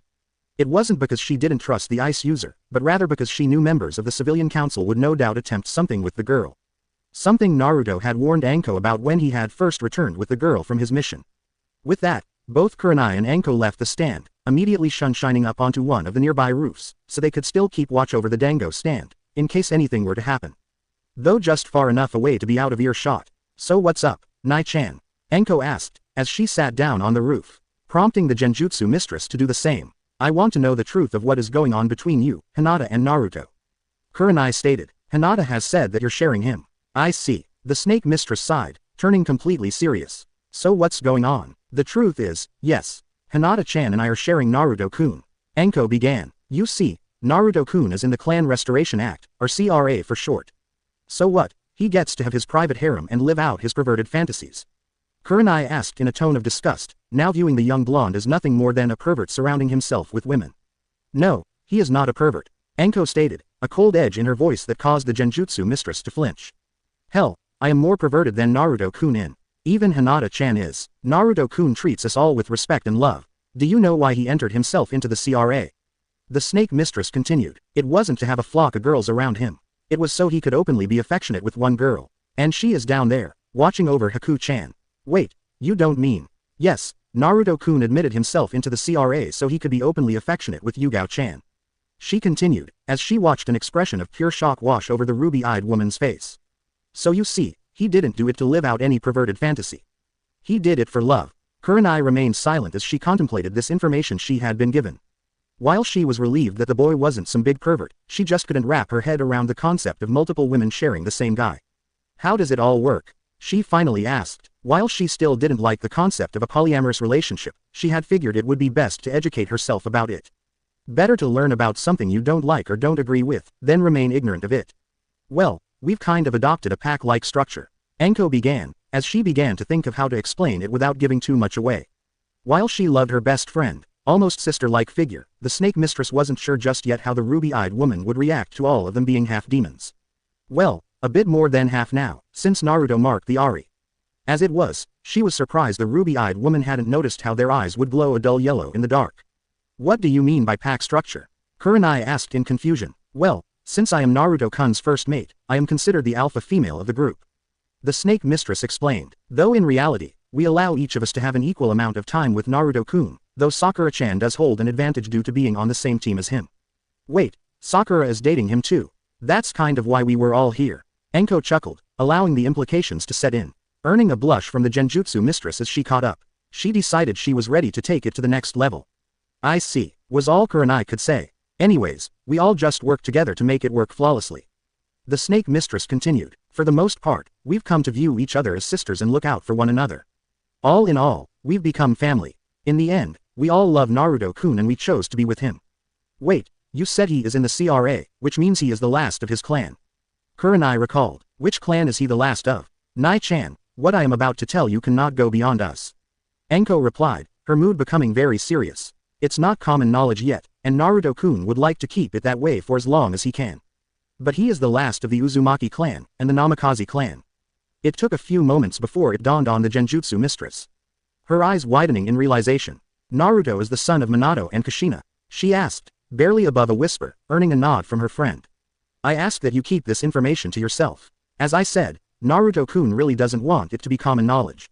Why? Kurenai asked, finding it a little odd that the young teenager didn't want it to be known that he was the son of the village's two most deadliest shinobi. Because he wants people to view him on his own accomplishments. Anko answered, even though it was partially a lie. Naruto simply wanted to distance himself from his father as much as possible. Only using what would be beneficial for him and his new family. Not what his parents did. That's actually quite humble of him. The ruby-eyed woman mused, a little impressed that he didn't want to ride on the coattails of his parents' success like a select few clan heirs would have done. You're not worried that the council may try to send their daughters after him to gain public favor? Well, 2 clan heads already did, though for selfless reasons. Anko chuckled. However, since he initiated it on himself, he gets to choose who his would-be wives are. None can be forced on him. Well, I know Hiashi is one, since Hinata told me. Kurenai commented. So who's the other? Well, you're not going to believe this. Anko grinned. Last week, Tsume had a lunch with Naruto-kun with Hana. How did this happen? The genjutsu mistress asked, clearly surprised. Well, you'll have to talk to Hana to get the details, but I guess after Naruto-kun and his team did a D-rank mission for her veterinary clinic, she developed a crush on him. Wait, Hana developed a crush on someone. Anko grinned. They went on their first date over the last week, and hit it off very well. Well shit, all he needs is to get me to fall for him and he would have all 4 of the ice queens of Konoha. Kurenai mused out loud to herself, making a small jab at their earned nicknames given to the 4 women by a majority of the male population of the village. Namely because they had always turned down any guy who had approached them. However, she realized something. Naruto was the first to bed one of the infamous Ice Queens, by Anko's own admission, yet there was no bragging from him. If anything, he had kept the entire thing fairly quiet. The only one who had been vocal about the experience had been the snake mistress herself. Well, there is always a vacancy. She teased, earning a playful scowl from the ruby-eyed woman. Though she didn't miss a tint of a blush across the woman's cheeks. I don't know. The genjutsu mistress sighed. You make it sound so perfect to be with him, but I don't know about sharing the guy the first and with others. Hey, you never know until you try it. The snake mistress grinned. Anyways, we should probably rejoin the others. Actually, there is one more thing. Kurenai stated as she just remembered something. Last week, Hiba had said that he smelled Naruto all over Hinata as well as another woman. Guilty. Anko admitted without any shame. We celebrated Naruto-kun's admittance into the CRA with a threesome. Please tell me he is using protection. The ruby-eyed woman sighed. The last thing I need is for her to get pregnant and then have to explain it to her father. Relax, Naruto-kun developed a contraceptive seal that makes pregnancy impossible. Anko replied, reassuring her friend. Come on, Let's go. Having finished their conversation, the two women returned to the dango stand to rejoin the other girls. For the most part, Kurenai was more at ease now that she knew exactly what was going on with her sister-like figure and the blonde boy, and the reasoning behind it all. Despite herself, she even felt a little intrigued at the invitation the snake mistress had presented her. Though for now, she decided she would silently observe how the blonde treated the girls that were with him. Uchiha compound. The last Uchiha was not in the best of moods. He had intended to corner his pink-haired teammate after their training session and force her to submit to him, as he had now deemed her worthy of bear his children. However, that plan got scrapped because of that loser, Naruto. The blonde had flat-out refused to train with them, and what was even more infuriating for the lone Uchiha was that Sakura sided with the Dobi and had left with the blonde loser. He had suspected something was going on between the two since their mission in Nami no Kuni, with how close the two had appeared, almost as if they were intimate in some way. Though he knew that Naruto was with that snake whore, unless the blonde was being unfaithful towards his woman, which only caused Sasuke to inwardly smirk. He knew he would have to get Sakura away from Naruto, and what better way than to expose his unfaithful and scandalous ways. As he was musing of how to approach his female team member, a knock sounded at his door, prompting him to scowl at being interrupted in his planning. Moving to the door, he opened it, revealing an elder looking back with gray hair and beard, and glasses. "What business do you have in my compound?" Sasuke demanded. "Forgive me, Uchiha-sama." The elder man bowed. "I am Homura Mitokado of the Elder Council, and I have something very important I wish to discuss with you." Sasuke pondered his evening visitor for a handful of seconds. He had recognized the man as one of his main supporters within the civilian council. Especially when the man before him had forced the civilian student to hand over all of his self-made jutsus before sealing the boy's chakra and imprisoning him and his entire family. "And what is it that you wish to discuss, Elder Homura?" The Uchiha inquired, his tone surprisingly polite. "We of the Elder Council would like you to consider submitting yourself for the Clan Restoration Act, which has been sullied as of late." The councilman stated with disgust at the last bit. "With the sole survivor of the elite Uchiha clan, you would greatly redeem the village. We have compiled a small list of women to be your potential brides." "I am not interested in weak women." The Uchiha spat. "And what do you mean the Clan Restoration Act was sullied recently?" "Forgive me, Uchiha-sama." The older man sighed, cursing the privacy law that had been placed to protect those who were placed under the act. What was even more infuriating was that it was a law that he himself had helped pass years ago. "But I am unable to reveal current CRA members, however I feel you may find the list of women we have compiled agreeable. If I am in the Clan Restoration Act, I could force Sakura to be mine." Sasuke thought to himself, though immediately shook that thought away. It would be a waste to use such power on her. Despite how strong she is now, she is still no doubt obsessed with him. If nothing else, he could even get Kakashi to help lure her in. "No, I will use this chance to get that bitch from the bridge. Let me see the list," he demanded, forming a plan in the back of his mind to get vengeance on the ice bitch from the bridge that humiliated him. Nodding, the elder man produced a small scroll and handed it to the raven-haired teen. Snatching it from the man's hand, Sasuke began reading over the small list of girls provided. It wasn't much, a handful of civilian girls, but there were a few names that stuck out to him, or rather clan names. Namely Hana Inuzuka and Hanabi Hyuga. Is this it? His tone disappointed at the small list of strong girls that would be worthy of him. "I apologize, Uchiha-sama." The elder man bowed. "But these are the strongest females in your age group. If I do this, I can get any girl I want." "Correct?" he asked, a small grin forming at his lips. "Within reason, Uchiha-sama," Homura answered. "Unfortunately, we cannot officially force any woman who is already in a relationship to join. However, if they are single, they can be pressured into it through financial or other means as needed." "Very well," Sasuke smirked. "I will do this, but I want that ice bitch, Haku, to be my first. And I demand that her chakra be sealed." "Of course, Uchiha-sama, that will be easy to arrange given her current status of earning her citizenship in the village." The councilman replied. "But why seal her chakra? From what we reviewed in Hitaki's report, she is very formidable. That bitch humiliated me, and she needs to learn her place beneath me." "It will be done," the elder stated, a small smile on his face that he had finally managed to talk the stubborn boy into joining the Clan Restoration Act. As for the Haku girl, it would be easy to arrange to have her placed under the Uchiha's custody. "You will have the girl by tomorrow morning to do with as you please. Have a good evening." As the councilman left, Sasuke could only grin to himself. A dark and cruel grin, as he imagined all the ways he would make Haku suffer under him.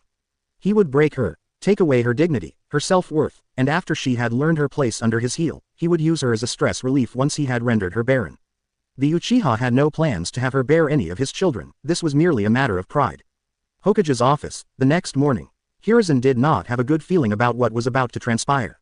He knew it was going to a long morning when he was approached by the 3 elder council members, informing him that the last Uchiha had agreed to enter the Clan Restoration Act, and that it had already been approved by the Shinobi Council and that they requested his presence during the meeting along with Naruto, Anko, and Haku. Silently, the Hokage was cursing the three elders for going behind his back and usurping his power for their own gains. He didn't know what it was exactly, but he knew that the three elders were up to something. The elder village leader found it very convenient that the last Uchiha suddenly decided to submit himself merely a week after Naruto was admitted into the CRA. Sasuke Uchiha just didn't decide to enter into the Clan Restoration Act, he was clearly coerced into it. With a heavy sigh, he waited for the three to arrive. He had dispatched Anbu Neko some time ago to summon the three shinobi to his office and expected them to arrive any moment now. Normally they would be here immediately, but he had a feeling that Neko was bracing the three for what she had overheard. No doubt coming up with a plan of some kind. Hiruzen smirked at the thought. While there was no solid evidence, the third Hokage had a strong feeling that the Elder Council had promised the Uchiha the girl, Haku. Why else would they request that she be summoned along with her two roommates, one of which being her probation handler? Not to mention, he was well aware of what had transpired in Nami no Kuni and the incidents on the return trip. A few more minutes passed before there was a knock on the door, signifying that they had finally arrived. When Naruto and Anko stepped into the office, it was very clear that they knew what was going on and were none too pleased by the coming meeting. I hope you have a plan, Naruto-kun, because I do not like how this looks. Hiruzen stated sadly. Neither do I, GG. The blonde sighed, though had a grin. But if it's what I am thinking it is, we've already got it covered. Oh, the elder man expressed, cocking a slight eyebrow at the young blonde before him. Without saying anything, Naruto moved over to Haku's side and took hold of her hand and kissed her knuckles tenderly, earning a blush and giggle from the ice user, before sealing the deal with a tender kiss on the lips. Shortly after Neko-chan arrived, I formally asked Haku-chan to be my girlfriend. He smirked, with the snake mistress mirroring the same smirk just behind him. And as I recall, if someone is already involved with a member of the CRA, the council can't do jack shit. Good, good, the old man smiled as he felt a massive weight lifted from his shoulders. Let's get this over with, shall we? Nodding, the four made their way to the council chamber, bracing for the uproar they were about to cause amongst the council members. Though in the back of his mind, Naruto was wondering why the Shinobi Council voted while the Hokage was absent from the initial meeting. Something didn't sit right with the scenario, as since it was a Shinobi and clan matter, the Hokage should have been present. Unless the Elder Council wanted to hide something. This only caused the blonde to frown slightly. His mind put forth a multitude of scenarios. From the elders blackmailing the Shinobi Council, to more outlandish, though not impossible, mental manipulations. Either through illusions or mind control. He didn't have to long to ponder other scenarios as they quickly arrived at the large doors that lead to the council chamber. Storing away his theories to ponder later, he took a deep breath. Giving Haku's hand a reassuring squeeze, letting her know that it would be okay, and that he and Anko both would make sure she was safe. Giving the Hokage a nod, the doors opened and the quartet walked inside. Once inside, they could see that both sides of the council had arrived. Though the blonde had noted that the special guest that this was all about was absent. Probably felt like this was beneath him and he would just collect his reward later. Now that we are all present, let us get this meeting underway. Danzo stated, catching the attention of everyone present, earning a glare from the Hokage. It would do you well to remember that I am the Hokage, and that I call when the meeting shall begin, Danzo Shimura. The villager leader stated, leaking out a moderate amount of killing intent. Driving the point home. Forgive me, Hokage same. The bandaged man replied, I merely wished to get this meeting out of the way so we could all go about the rest of our day. Very well. Let us start the meeting. Hiruzen stated, looking to the rest of the council. Councilman Homura, you have the floor. Nodding, the elder council member stood and cleared his throat before looking to Naruto and the two girls. As you all know, Sasuke Uchiha has submitted himself into the Clan Restoration Act this morning. He began, gauging the reaction from the trio before him. He has chosen his first wife in Haku here, as he was impressed with her battle prowess when he engaged her during their fight in Nami no Kuni. However, he has requested that for her own safety, that her chakra be sealed off. Furthermore, Uchiha-sama has also selected Hana Inuzuka, and Hanabi Hyuga as potential brides as well. Naruto narrowed his eyes at the last part. He figured the emo duck would lower himself to ensure she was defenseless so he could take out his revenge on her. Then the fact that they were trying to pass on one of his mates to the bastard, didn't exactly help him calm down any. Even worse was that the elders were throwing Hinata's little sister at the Uchiha as well. By order of the council Haku, you are to pack your things and move in with Sasuke Uchiha by noon. Homura finished, ignoring the glares Anko, and the entire Shinobi Council was sending his way. I am sure young Naruto Uzumaki can help you move. No, the blonde replied, I won't, and she isn't going anywhere. You dare defy the council, Uzumaki? Kaharu exclaimed, I dare because under your own laws, anyone already in a relationship with someone from the CRA cannot be forced into anything.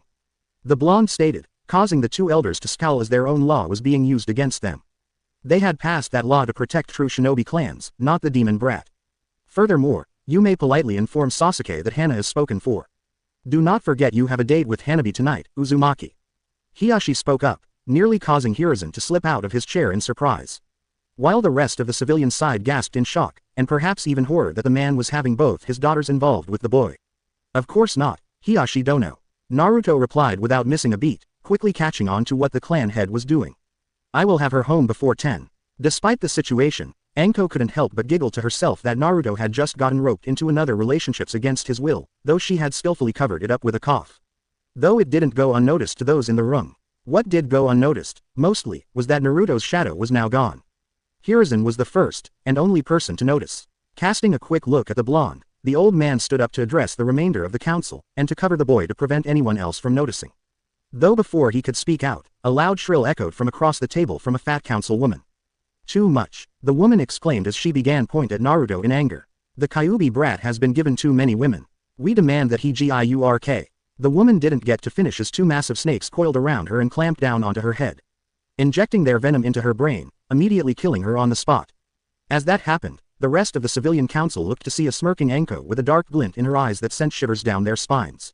I do believe there is a law that prevents anyone, regardless of station, of speaking about that subject. She stated as she recalled her snakes. Forgive Hokage-sama. Thank you Anko. Hiruzen replied before turning to address the rest of the council. If that is all that was to be discussed, I hereby dismiss this session. I'm sorry Counselor Homura, but the women that Sasuke Uchiha has requested are already in a relationship with a member of the CRA. He will have to choose another. Scowling, the other man nodded, not looking forward to breaking the news to the last Uchiha that he wouldn't be able to get the Haku girl, or any of the clan daughters that were on the list. Silently, he shuffled out of the room behind Danzo and Kohora, both of which were similarly disappointed in the outcome of the meeting. Naruto, may I speak to you for a moment? Hiashi asked as he approached the blonde. Of course Hiashi Dono, Naruto replied as he stepped off to the side to speak with the Hyuga clan head. With Haku and Anko joining him. As the room cleared out, the elder Hyuga looked over the snake mistress and chuckled lightly to himself. I see now who is to blame for my oldest daughter's sense of fashion. He commented, causing Anko to nervously chuckle, while scratching the back of her head. Mumbling that she was guilty. Anyways Naruto, I would like to apologize for putting you on the spot like that. It's okay, I completely understand. The blonde stated, reassuring the clan head. You want to protect your daughters. Hiashi merely nodded, grateful that the boy understood his position.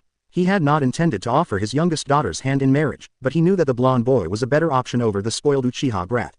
The Hyuga head didn't need his Byakugan to see what the raven-haired boy had in mind for Haku when it was revealed that he had requested her chakra be sealed off. Thank you, Hiashi replied before sighing, not looking forward to the talk he was going to have with his youngest. I suppose I should inform Hanabi of the arrangement. Don't worry Hiashi Dono, Naruto said. I already sent one of my shadow clones to Hinata-chan to inform her of what had transpired. She has no doubt already informed Hanabi-chan by now. Hiashi nodded in acknowledgement before turning his attention back to the snake mistress. Try not to corrupt my youngest, would you? He grinned before departing the room, leaving behind Naruto, Anko, Haku, and the Hokage. Well, that could have gone a hell of a lot worse. Anko quipped with a grin. I for one am glad it went as well as it did. Hiruzen stated, I don't need any more gray hair. Suppose I should start making plans for my date tonight. The blonde sighed with a small chuckle to himself. Speaking of which, how do you think Hanabi took the news? Anko asked. Pretty well, Naruto replied, prompting the other three to raise an eyebrow. According to Hinata-chan, Hanabi has had a crush on me since the first time she saw me. And Haku-chan, I will take you out on a date tomorrow night. The blonde said as he turned to the blushing ice user, who was nodding in agreement. With the meeting over, the Hokage dismissed the trio to enjoy the day as he had given them the rest of the day off as an apology for being dragged into such a mess to begin with. Being sure to send one of his Anbu to inform Kakashi and the remainder of Team 7 of his choice to give them the day off. Though the old man couldn't help but chuckle at the lady killer his surrogate grandson was becoming. A month and a half later, it had been nearly 2 months since the Sasuke CRA incident. Nearly 2 months since Naruto and Haku had started dating as well as his sudden arrangement with the youngest Hyuga sister. The blonde still got a chuckle when he recalled just how the spoiled Uchiha acted when he learned he couldn't get anything he wanted.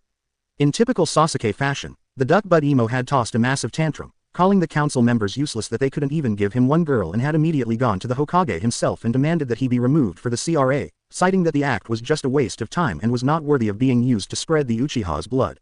In which Hiruzen had no problems in doing so, and gladly did. Furthermore, ensuring that all future CRA's admissions must be approved by the Hokage before moving to vote from the Shinobi Council. making it very clear that any future attempts without the Hokage would be nullified on the spot and the individuals seeking admittance would be banned from the act altogether. During this time, Naruto had taken the lovely ice user out on a few dates, allowing her to fully get to know him. As she was already living under the same roof as the blonde as his mates, she was privy to a bit more information than his other potential mate. She had learned the first night that everyone within the house were Jushinist. At first it had frightened her, though after sitting down and talking with the purple-haired Anbu woman, she saw the difference in their faith compared to what she thought she knew of the religion. It further shocked her to learn that they were also all half demons. Though her blonde boyfriend had sat her down and explained it in detail of how it came to be. How he was nearly killed on his 6th birthday and how his father had planned to manipulate him as a weapon for the village to conquer the known world, if Jashin hadn't intervened. The mere thought of a parent doing that to their child disgusted her to no end. The surprises continued to come for the ice user upon learning that after that night on his 6th birthday, the goddess of blood and carnage made the blonde her champion and tasked him with a quest to restore her name within the lands by eradicating the cult that had sullied the goddess's name, as well as sending a handful of other corrupt souls to the goddess. Though in the end, what she had learned about her blonde boyfriend had only made her love and respect him more. Here was a boy who had been hunted down, beaten, and even nearly killed by his own home, yet he still had so much compassion for those around him, when he should very well want to see the world burn around him. So, it was with this in mind that Haku had asked Naruto to mark her as one of his mates. As for the younger Hyuga's sister, Naruto had been correct that the girl would be happy about the arrangement. In fact, the normal calm and collected girl was ecstatic, running around the compound to try and settle on something to wear for her date with the blonde. Much to the amusement of her father, and the ire of the elder Hyuga council that had immediately disapproved of Hiyashi's actions, citing that she could have served the clan better if she was given to the last Uchiha, instead of the demon brat. Hiyashi had merely ignored them, satisfied that he had thrown a massive wrench into their plans to manipulate his youngest all to honor tradition. The clan head scowled at the concept of keeping a stagnant belief of what was traditional that would eventually ruin the clan, though he also knew that change couldn't happen overnight and that, like a delicate flower, needed time to grow and blossom with the proper care and nurturing. Unlike with the others, Naruto had refrained from divulging everything about himself to the younger sister, deciding that she wasn't ready to have such sensitive information thrust upon her. So during their date, which was a simple walk through the park, ending in a private picnic between the two, Naruto had kept a large portion of himself under wraps, only giving her scant details about his younger years and what his ultimate goals in life were. However, he also didn't lie to her either, informing her that there were still things about him that she didn't know and that he was not ready to talk about in detail just yet. Understandably, she was disappointed that he didn't completely open up to her, but she did understand.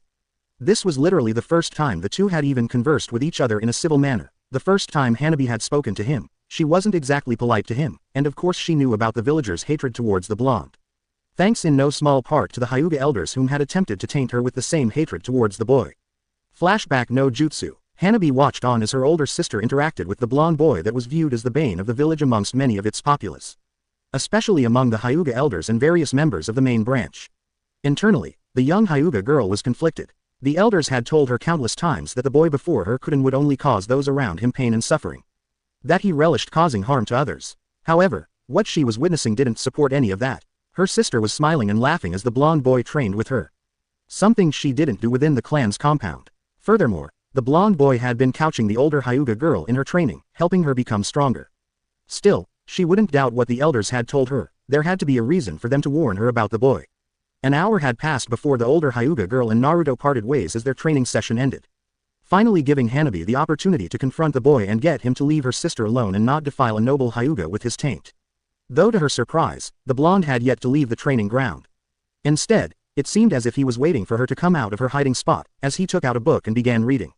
"Something I can help you with, Hanabi-san?" he inquired as she approached him, not even bothering to look up from his book. "Stay away from Hinata, freak," she stated with all the fury and anger she could muster. Though, she was actually scared of what he would do, having been told how dangerous he was by the elders. However, to her surprise, he merely chuckled. "Is that why you were spying on our training?" the blonde asked as he put his book away. "To see if what they say about me is true." Hanabi only scowled at the boy. "Tell you what, Hanabi-san," Naruto began as he approached her. "I will disappear from Hinata-chan's life if you can answer me one question, in your own words." "And what would that be, freak?" "If you can tell me, in your own words, why you despise me," he stated with a small grin. "And no repeating what others have told you. It must come from your own experience." Hanabi could only gape in response as she tried to think of exactly why she hated him. Was it because he was around her older sister? No, she felt jealous, and maybe even envious that Hinata acted more open towards the blonde boy before her, but this didn't elicit hatred from her. As she continued to ponder the question, she came to realize that she didn't know why she hated the boy, only that she was supposed to. I don't know, she finally admitted, hanging her head in shame, expecting him to laugh at her for her lack of an answer. To her surprise, she felt the soft touch of the blonde's fingers, lifting her head up so that she could look at him. A gentle smile on his face. That is the first step, Hanabi-san. Naruto replied as he slowly removed his fingers from her chin. First step for what? She asked, her voice quiet. In thinking for yourself. He smiled once more as he stood up and walked a short ways away from her before looking back over his shoulder at her. Question everything you're told from everyone. Your clan's elder council, myself, and even the Hokage.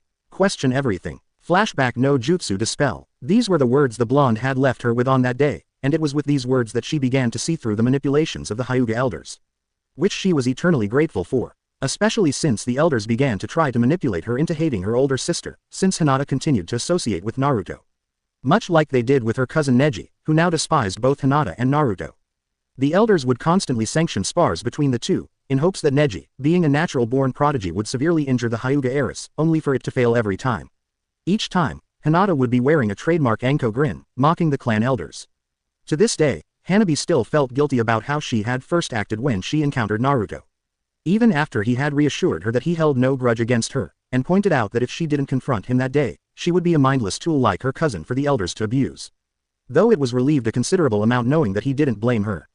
With Team 7, it was the first time in the last 6 weeks that Team 7 was in the same place. With the quartet focusing mostly on training, and true to the blonde's words, both Sakura and Naruto refused to train with Kakashi or Sasuke. Which, despite his desire to approach his pink-haired teammate, suited the last Uchiha just fine. Though the silver-haired Jonin was becoming frustrated that the two refused any form of training or advice from him. Now, the four of them stood before the Hokage, awaiting their next mission, which was considered to be an A- rank, due to the sensitivity of the mission. I am sending your team to Kurigakure no Sato, Kakashi. Hiruzen began, eyeing the team in front of them. This will be a diplomatic mission, as the new Mizukage has expressed interest in forming an alliance to aid in the village's rebuilding, now that their civil war had ended. I will do my best to ensure the mission is a success, and secure an alliance for the village. Kakashi bowed. I do believe this mission will be a good learning experience for Sasuke and the rest of Team 7 in the ways of diplomacy. The Hokage frowned at the Jonin's wording. He could see that the man was still putting the spoiled Uchiha first before the rest of the team. At least the man was at the very least attempting to include the other two, if only slightly. Inwardly sighing, he turned his attention back to the rest of the team. Due to how you handled the Tora incident, I am naming you, Naruto, as the emissary for our village. The Hokage stated, earning a scowl from the Uchiha boy. Hokage-sama, are you sure that is wise? Kakashi stammered in confusion. Surely Sasuke or myself would be a better option to be the village's emissary. Are you questioning me, Hitaki? The old man challenged, prompting the cycloptic Jonin to take a step back as the village leader leaked a considerable amount of killing intent.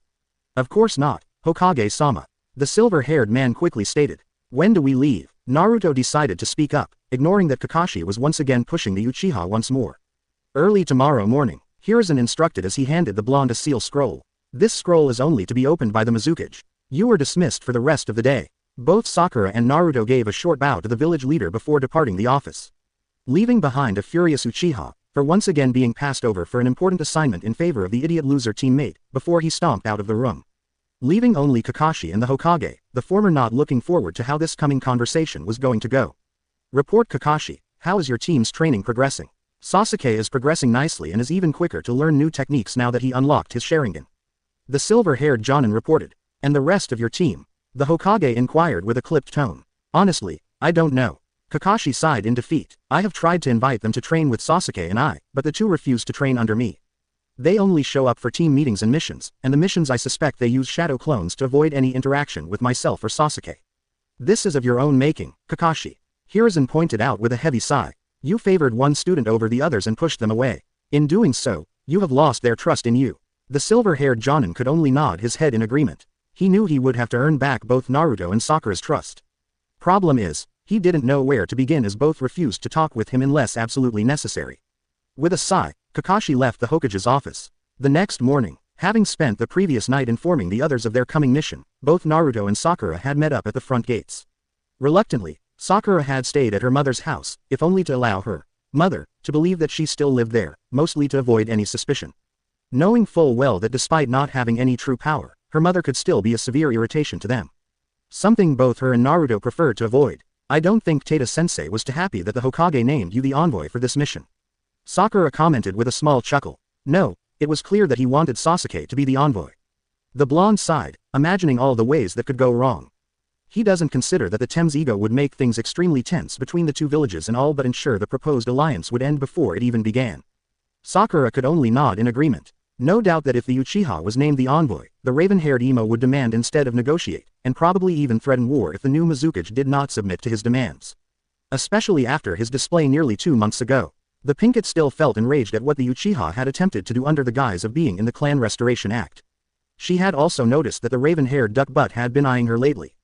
Ironic to think that months ago she would have been ecstatic that he had taken interest in her, only now she felt repulsed. Yo! A puff of smoke erupted, revealing the silver-haired Jonin, and a brooding raven-haired boy.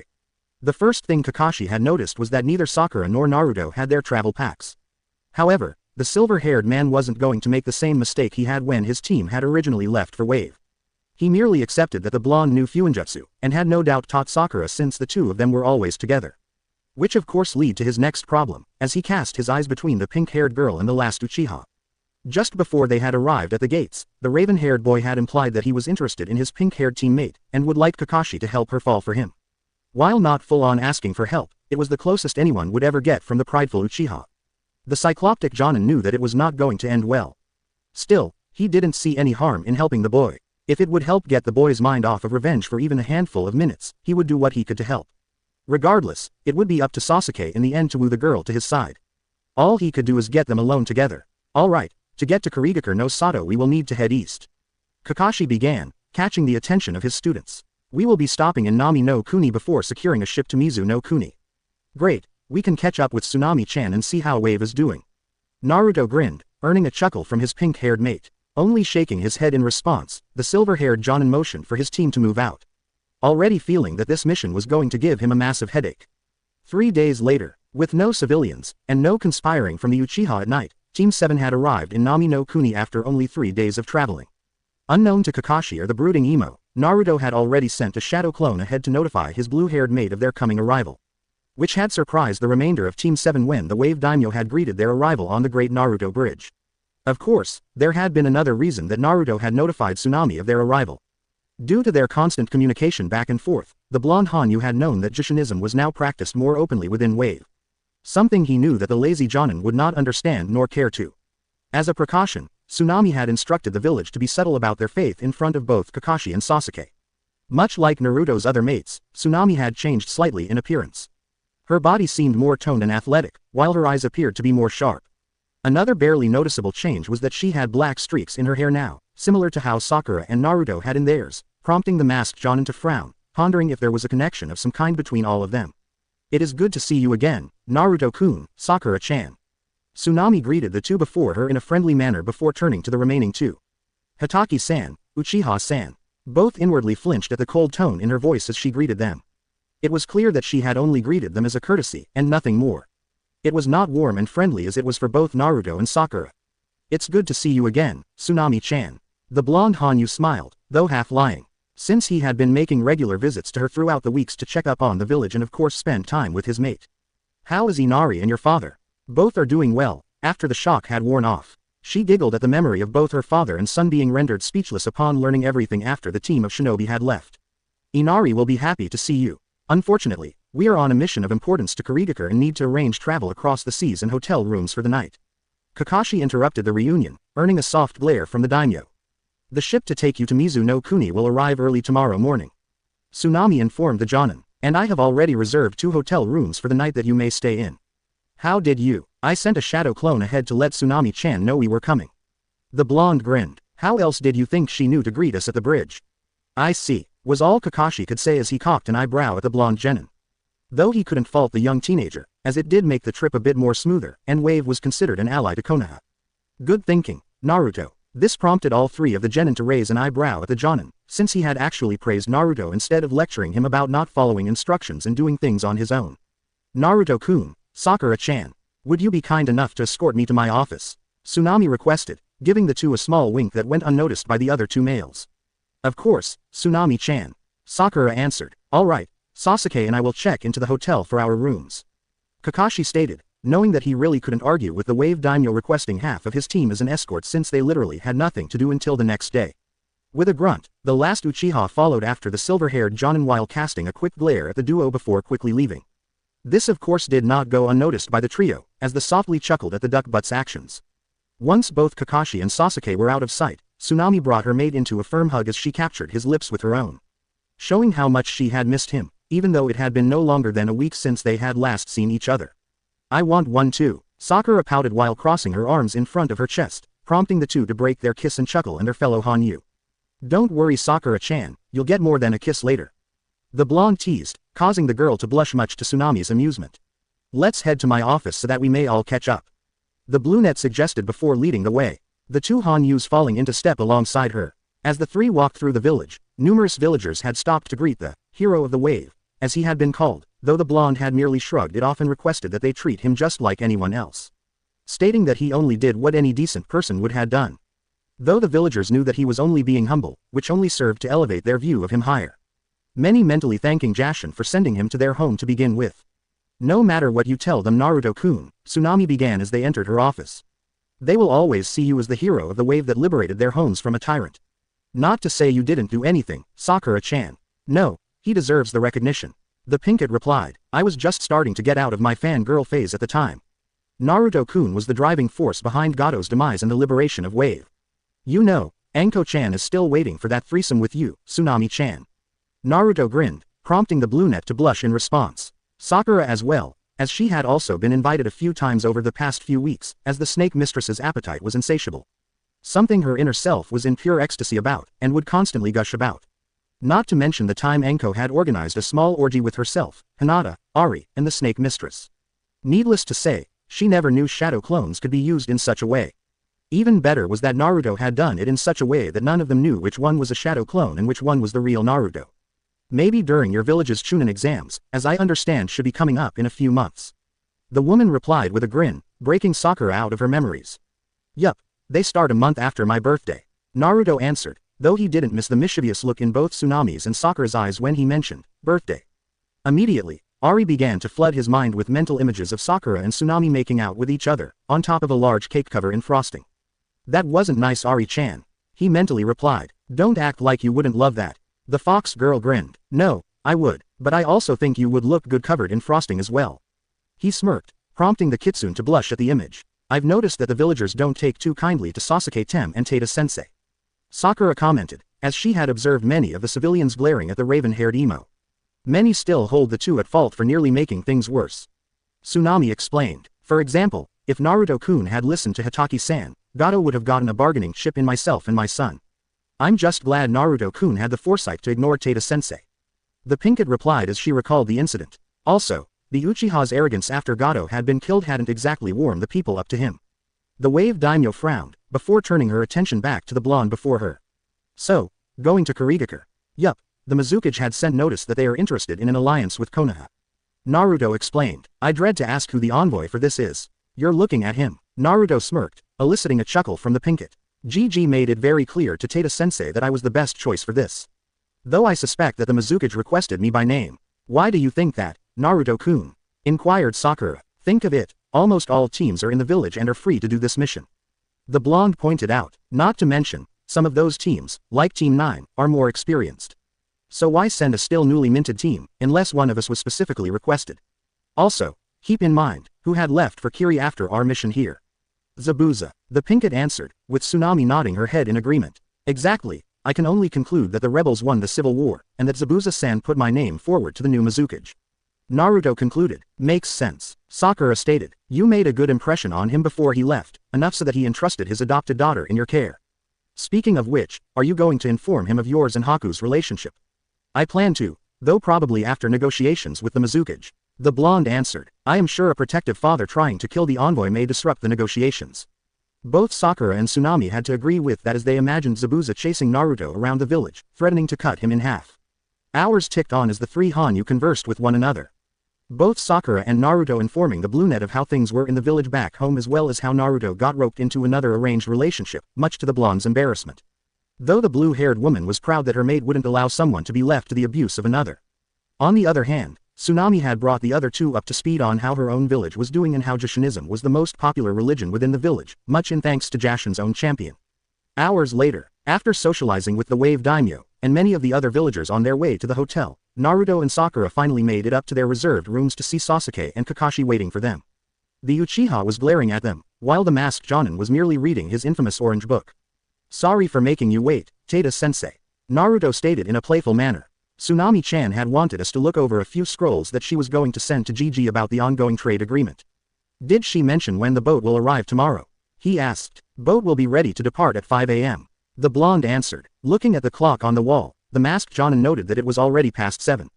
"Then we should probably turn in early tonight," Kakashi suggested before turning to the 3 genin before him. "Naruto and I will bunk in the same room, Sasuke and Sakura in the room."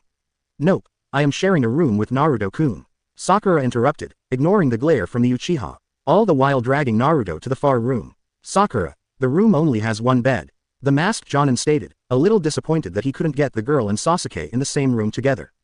"Good, we plan on sharing a bed anyways." The Pinkett smirked before closing the door behind her, leaving behind a gobsmacked Jonin and an infuriated Uchiha. Omake scene. This is a deleted scene that I had originally planned, but scrapped due to not being able to make it smoothly transition into Naruto discussing his admittance into the CRA. Now, if that is all, Team 7, you are dismissed. Due to the difficulty of the mission, your team has the week off. No missions, and you will each be given pay for an A- rank mission. The Hokage stated. "Naruto, please stay. There is something I would like to discuss with you." Nodding, Naruto turned to see his pink-haired teammate look unsure of what to do. It was clear to him that she didn't want to be too far away from him. Giving her a soft smile, he pulled her into a gentle hug to reassure her that it would be fine. "If you need someone to talk to, I'll be at my apartment later." "He is behind the third loose board on the wall," he whispered to her, earning a nod in confirmation before she left the office. "I take it that Kakashi's report wasn't entirely accurate," Hiruzen began, having witnessed the interaction between the two just now. "And why do you look dead on your feet, Naruto-kun?" "To answer the last question first, I haven't slept the entire trip back." Naruto sighed. "Why is that?" "One Sasuke Uchiha wanting to get revenge on Haku, as you know she humiliated him during the fight on the bridge." The blonde answered, "And of course, Kakashi would always arrive after he had already attempted." As for the report, surprisingly Kakashi was honest, except you know as well as I that you cannot, accidentally, use the Kawarimi on a living being. He continued, earning a nod from the elder man. "Though he did accuse me of stealing Yugao's moon dance style. Would you mind if I have Inoichi confirm your statement, Naruto-kun?" Hiruzen inquired. "Not at all, GG." The blonde replied. Sakura-chan had also stated she would submit her own memories as well, if needed. Nodding, Hiruzen sent out another Anbu to summon the Mind Walker. The two only had to wait a handful of minutes before a tall, blonde man with green eyes entered the room. "You summoned me, Hokage-sama?" the man asked. "Thank you for coming, Inoichi-san." The Hokage greeted the new arrival. "And yes, I would like you to enter Naruto-kun's mind and confirm what he had reported about his recent mission." Hiruzen then went on to give a summarized report of what he was told from both Kakashi and Naruto. Explaining that the things the blonde boy had told him greatly worried him, since one of his top Jonins was dangerously close to committing treason with his favoritism towards the Uchiha boy. "Are you ready, Naruto?" Inochi asked. Getting a nod from the blonde boy, the Yamanaka placed his hand on the boy's head. Psycho Denshin, Naruto's mindscape. After a momentary flash of light, Inoichi found himself in the middle of a field. Surprising the Mind Walker, as most minds were cluttered hallways with disorganized memories and shades of color that represented the person's most prevalent emotions. Looking around, he spotted a lone house in front of him. At the door, a slender woman awaited him. Another thing he noticed was there was no giant fox anywhere in sight. Shrugging it off, he figured the boy had it locked away in a separate location of his mind. "Welcome, Inoichi-san," the woman greeted as the man walked towards the house. "Forgive my intrusion, miss." Inoichi apologized, figuring this woman to be a manifestation of the boy. Perhaps a mother figure, since Naruto grew up without the love of any of his parents. "Ari, and it is fine," the woman replied as she opened the door to allow him inside. "Naruto-kun told me you would be coming to check his memories.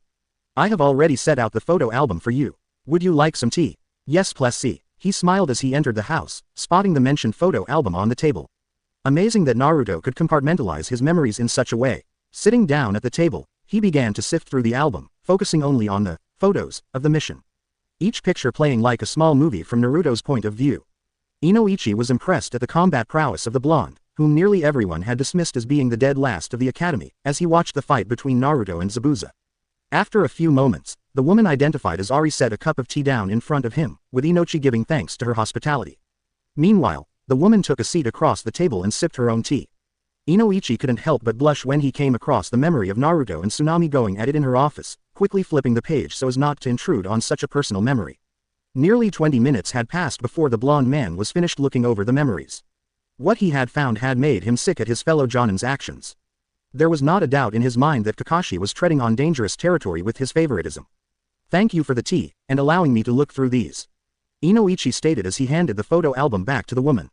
It is not a problem, Inoichi-san. Ari bowed. I hope they helped. Nodding, the blonde man faded from the boy's mindscape, missing the fox-like grin from the woman as she allowed her ears and tails to sprout forth. Real world. I must say Naruto, you have an amazing mind. Inoichi complimented before turning to the Hokage. And I am afraid to report that Kakashi Hataki's report has been falsified to favor the Uchiha. I figured. The old man sighed. I take it you have the Kyuubi in a different part of your mind. Inoichi turned his attention back to the blonde boy in front of him, earning a confused look. She should have been there. Naruto stated. The only one that was there was a young woman named Ari. The blonde's words died in his mouth as he just came to the realization. Sweet Kami, I just had tea with the Kyuubi. This of course earned an eruption of laughter from the blonde Jinchuriki, and